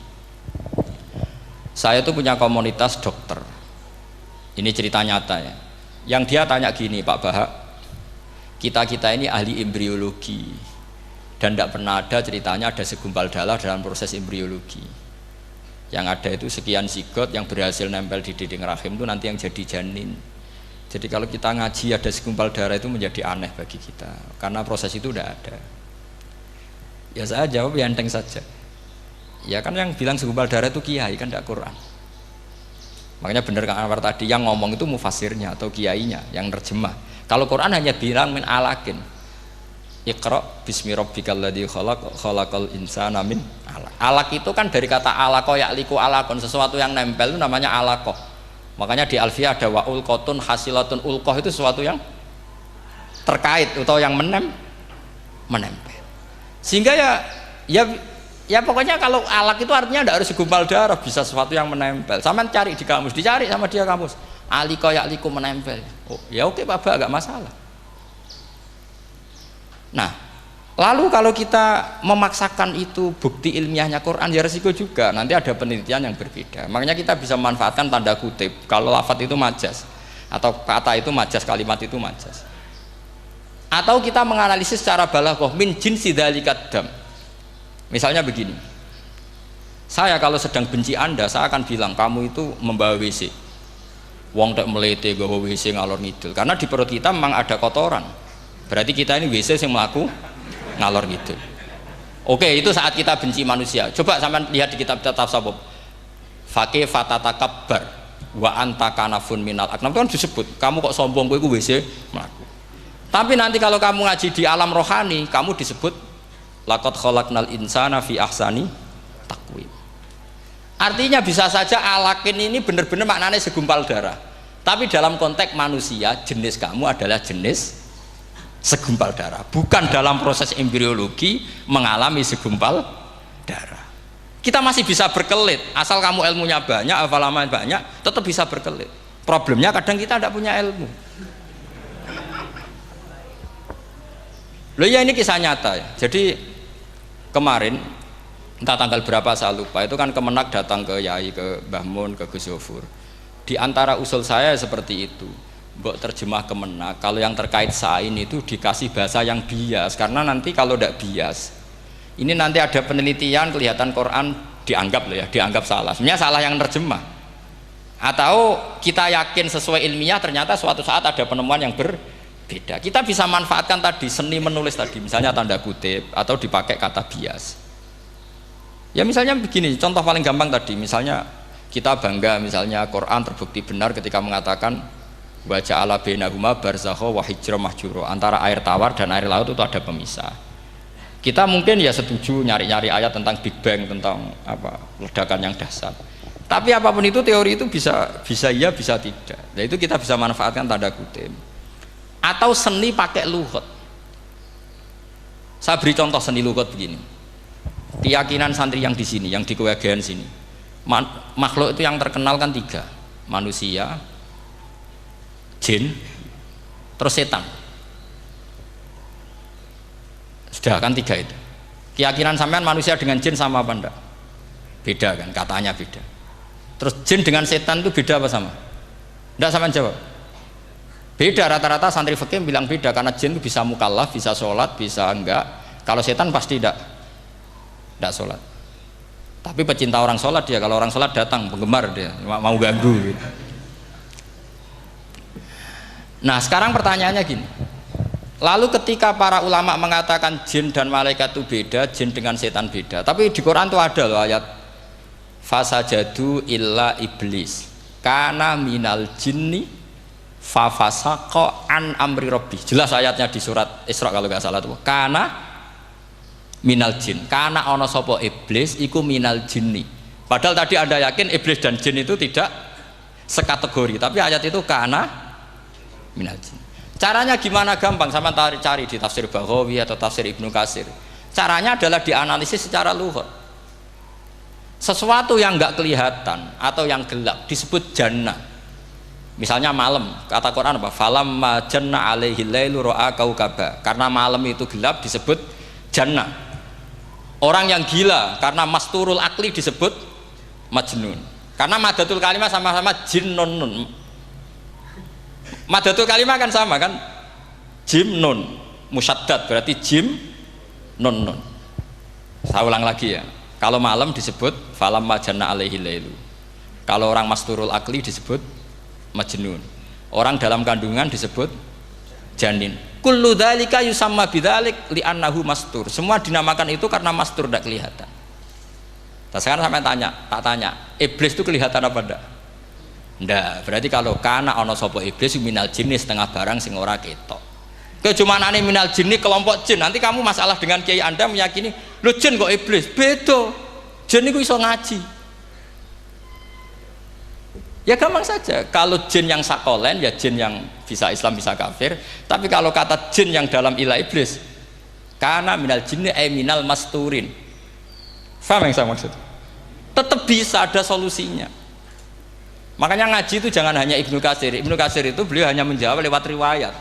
Beliau jarang bermain di lafadz. Tapi kalau sampean ngaji kayak tafsir Baghawi, kayak tafsir apa itu, subhanallah, ya Baghawi terus Bedawi, itu nganalisnya sering pakai lafadz dan itu menjadi mudah. Misalnya lagi begini, sholat kita ini ya sholat yang muftatahatun bitakbir, muftatamatun bitaslim. Tapi kita secara lughat jelas as-sholat lughatan ad-du'a. Dan ada lafadz di Quran yang nggak mungkin kita maknani sholat itu dengan makna sholat sing mustalah alaihi tal fuqaha, yaitu di ayat khud min amwalihim shadaqatan tutahhiruhum wa tuzakkihim biha wa sholli alaihim inna sholataka sakanul lahum. Muhammad, kalau ada orang zakat ke kamu, sholli alaihim, kamu harus mensolati mereka. Wong cek urip kok di sholati. Pasti maknane sholli ai ud'ulahum, kamu mendoakan. Terus inna sholataka sakanul lahum ai du'auka sakanul lahum, doa kamu membuat mereka tenang. Paham sih kalau maksud? Lagi-lagi kita, kalau Anda janggal secara ilmiah, ya sama seperti misalnya katanya bumi menurut Quran itu diciptakan dalam masa 6 hari, padahal menurut teori Big Bang sekian juta tahun. Lu yaumin itu maknanya tidak harus 24 jam. Kullahinin bisa disebut kullah yaumin. Buktinya ayat yas'aluhu man fis samawati wal ard kulla yaumin huwa fi sya'an. Apa Allah memutus sesuatu nunggu 24 jam? Kullahinin wa kulla waqtin huwa fi sya'an. Makanya di terjemahan UII termasuk saya usul fi sittati ayam itu dalam 6 masa. Karena kalau orang bilang hari asumsinya itu 24 jam kali 6. Itu masih bisa, masih meskipun mungkin seperti itu, tapi ya mungkin tidak. Tapi kita masih bisa bermain kata gini, ku dinetralisir. Yaum maknanya khin. Napa maknanya napa? Khin. Kayak di apa? Yas'aluhu man fis samawati wal ardi kulla yaumin huwa fi sya'an. Kayak di ayat lagi, limanil mulkul yaum. Allah tanya itu ketika di akhirat apa di dunia? Enggak, sampean jawab. Di akhirat. Ketika nanti di akhirat Allah tanya, liman iku kedue sapa al mulku te kerajaan al yauma. Limanil mulkul yaum lillahil wahidil. Fa inna fil akhirah laisa hunaka yaumun wala hunaka sa'a wala hunaka misalnya arbaun wa isruna sa. Di akhirat tidak ada 24 jam. Istilahnya Allah ya limanil mulkul yaum. Paham sih kalau maksud? Jadi lagi-lagi syaratnya hafal tadi. Nah, jadi artinya lafadz yaum dipakai di Quran berapa kali? Konteksnya apa saja? Ya saya kira demikian. Mungkin kita anggap cekap ya karena tadi apa? Ini Jumatan terus tak pikir tanya itu ya saya yang tanya itu karena itu tadi. Ya nggak apa-apa kalau masih ada yang tanya, tapi saya pikir ya itu tadilah yang saya utarakan saya kira cukup. Kalau ingin alim memang syaratnya harus hafal banyak terus. Ya kalau ndak ya itu tadi harus orang sudah ndak ada semua terus tinggal kita yang hidup itu pasti kita alim sendiri itu. Ya pilihannya hanya itu. Tapi kalau ingin kompetisi masih gampang lah. Di Kediri banyak orang alim, di Rembang banyak. Kan bisa cara Imam Bukhari al-luqi wal mu'asyarah bisa sering ketemu lewat ngaji kilatan atau ngaji. Karena kiai banyak. Ada yang kiai fanatik khatam, kilatan. Di sarang ya banyak kados Gus Said itu ngaji butuh khatam. Khatam itu barokah. Kan pernah mendengar sekian. Ada kiai yang senengannya yang penting faham. Ada kiai yang kebetulan nasibnya baik ya faham ya khatam.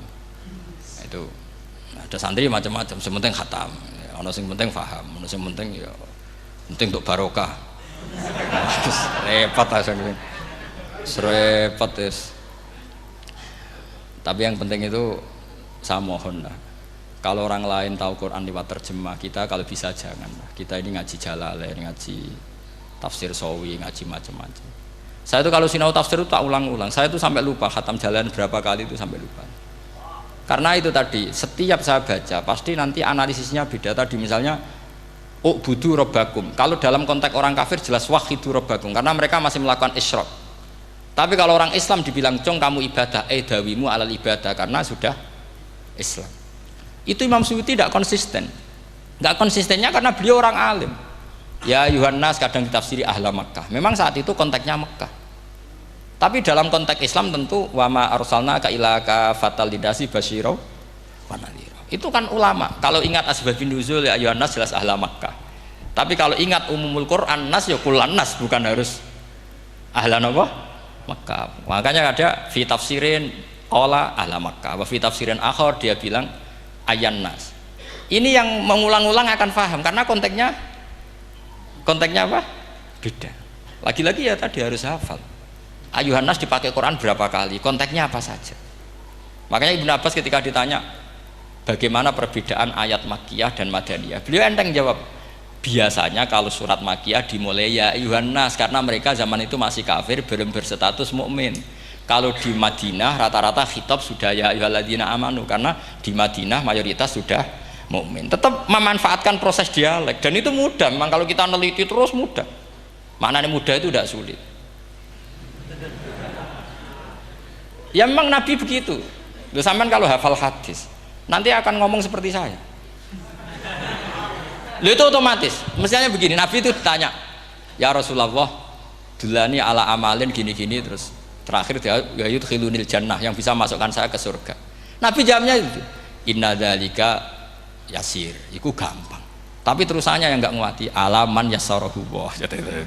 Oh, itu gampang dong bagi wong sing digampangno pangeran. Orang kata Nabi, wah ini sulit, enggak semua orang masuk surga. Nabi jawabnya, inna dzalika yasir, itu gampang. Tapi terusannya alaman yassarahu wah. Ya mengen Quran adatnya ya gitu. Inna dzalika ala wahi yasir. Ya itu gampang. Bukan berarti kita nyepelek ndak, memang ya itu tadi. Sesuatu sulit itu kalau kita tidak tahu rumusnya, sebenarnya kita tahu, cuma tidak mau. Sampean tahu kalau rumusnya ingin alim tafsir harus hafal Quran, hafal hadis, pernah ngaji etkon, ngaji ini, tahu, tapi kan nggak mau. Akhirnya mau takut tok, carane ngalim piye Gus? Aslinya ngerti, nak carane iku ngerti. Geleme sing raga. Nah, itu kan gitu. Ini kebetulan kenyek kan ngomong fakta biasa mawon, betul kenyek. Ya seperti kamu mau ke Jakarta kan jauh, tapi tetap gampang. Caranya beli tiket gini-gini ya kan gampang. Ya kalau ingin alim tafsir, satu hafal Quran, dua minimal setengah hafal Jalalain. Nanti kalau Jalalain janggal, kamu ngaji Sawi, karena banyak juga Jalalain yang diprotes sama Imam Sawi, dikritik. Itu kan wajar ya, sarah itu hanya membenarkan yang di matan ada masalah. Takrib kurang barokah, ya ada beberapa yang dibenarkan sarah. Kayak takrib ngendikan mabit bimina sunat apa wajib. Kalau di kitab Fathul Qorib sunat, di sarah dibenarkan, kalau yang benar itu wajib. Takrib bilang sholat jamaah itu sunat muakkadah, di sarah dibenarkan itu fardu kifayah. Ya sama di Jalalain kadang ada masalah seperti itu. Imam Suyuti meyakini satu hal, sama sarah dibenarkan. Makanya ya Jalalain ya Sawi. Nanti setelah itu khatam semua, belajar tafsir Baghawi. Nanti kan alim sendiri. Apalagi di desa kamu tidak ada orang alim, wah hebat. Kak, kamu jangan hidup di sarang, di Lirboyo, di daerah-daerah, jangan hidup di Kuwagen, nyari daerah yang aman, aman dari kontrol maksudnya. Tapi yang jelas itu jawab dulu mudah.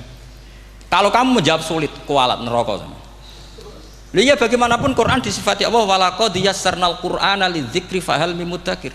Makanya saya tadi ngomong, kalau Anda hafal seperti saya, pasti cara ngomong kayak saya. Kita mau ngomong Quran sulit tidak mungkin. Kita ini ingat kalau Allah mensifati Quran walaqad yassarnal Qur'ana. Fakaifa wasafahu wa bil yusri wa anta taqulu bil usri. Bagaimana Allah mengatakan yusrun kemudian Anda mengatakan usr. Neraka sama bantah pangeran. Atau gini, kalau terpaksa muni sulit Gus, tapi sementara ini pokoknya tambahi gitu lah, nanti ya masih sulit, tapi ya bisa saja tidak sulit. Karena tadi bukti kalau Quran mudah, orang kafir ketika dibacakan yang nangis banyak. Raja Najasyi sebelum Islam dibacakan surat oleh Ja'far bin Abi Thalib nangis. Inna hadza wa ma nazala ala Musa lamin miskatin wahidah. Ini dengan Taurat pasti dari pintu yang sama, dari nur yang sama. Miskat itu nur. Faham nangis sampai wa idza sami'u itu belum Islam loh ketika itu. Wa idza sami'u ma unzila ilar rasuli taro a'yunahum tafidu minad dam'i mimma arafu minal haq, lagi yaquluna rabbana amanna. Artinya fahimu khina kanu fil kufr. Mereka faham ketika masih kafir. Karena muyassar, Quran itu muyassar. Faqih fala tafham. Wa anta tata alam kutuba kadza wa kadza wa takhtimu kutuba kadza kadza. Kok ijek kadza. Ada gua entek kadane. Ini bukan kritik, ini pelurusan. Sampeyan jangan sensitif, kok cawe wedok yang kandhani sensitif mutung. Ini pelurusan. Jelas Quran disifati walaqad yassarnal Qur'ana lidzikri fahal mim mudzakir. Dan itu nyata, saya ulang lagi itu nyata. Sampai yang saya ceritakan di makalah ini, ada orang Bedui, ada seorang khotib khutbah, fawarabbis sama'i wal ardi innahu lahaqqum mithama annakum tantikun. Arabinya tanya sama Pak Khotib, itu kan artinya kan demi Tuhannya langit dan bumi. Si Arabi tanya Pak Khotib, yang bikin murka Allah itu siapa? Kok sampai Allah terpaksa sumpah? Karena si Arabi tahu orang sampai sumpah itu pasti karena tersinggung. Kalau nggak tersinggung ngapain Anda sumpah? Dalam kehidupan sehari-hari kalau kita sampai sumpah itu karena tersinggung. Kita ditagih orang bisa, sesuk tak sahur, ditagih lagi bilang kita tak sahur. Nah, serap percaya bang, wahi sesuk tak sahur. Kalau orang sumpah itu karena tersinggung. Ternyata betul. Sampai cek di Quran. Kalau Allah memulai surat dengan sumpah, pasti terusannya Allah itu duka atau marah karena sumpah itu untuk yang tersinggung. Makanya di Balaghah diterangkan kalau kaidah normal, kondisi normal kamu harus bilang Zaidun qaimun. Kalau mukhatab ada indikasi tidak percaya, kamu bilang inna Zaidan qaimun. Kalau selalu kelihatan tidak percaya, kamu harus bilang wallahi inna Zaidan laqaimun. Ya enggak di ilmu Balaghah. Lah iya itu kan Arabi saja paham. Kamu yang ngaji Jawahirul Maknu tidak paham kan aneh. Makanya itu penting gitu. Lagi-lagi walaqad yassarnal Qur'ana lidzikri fahal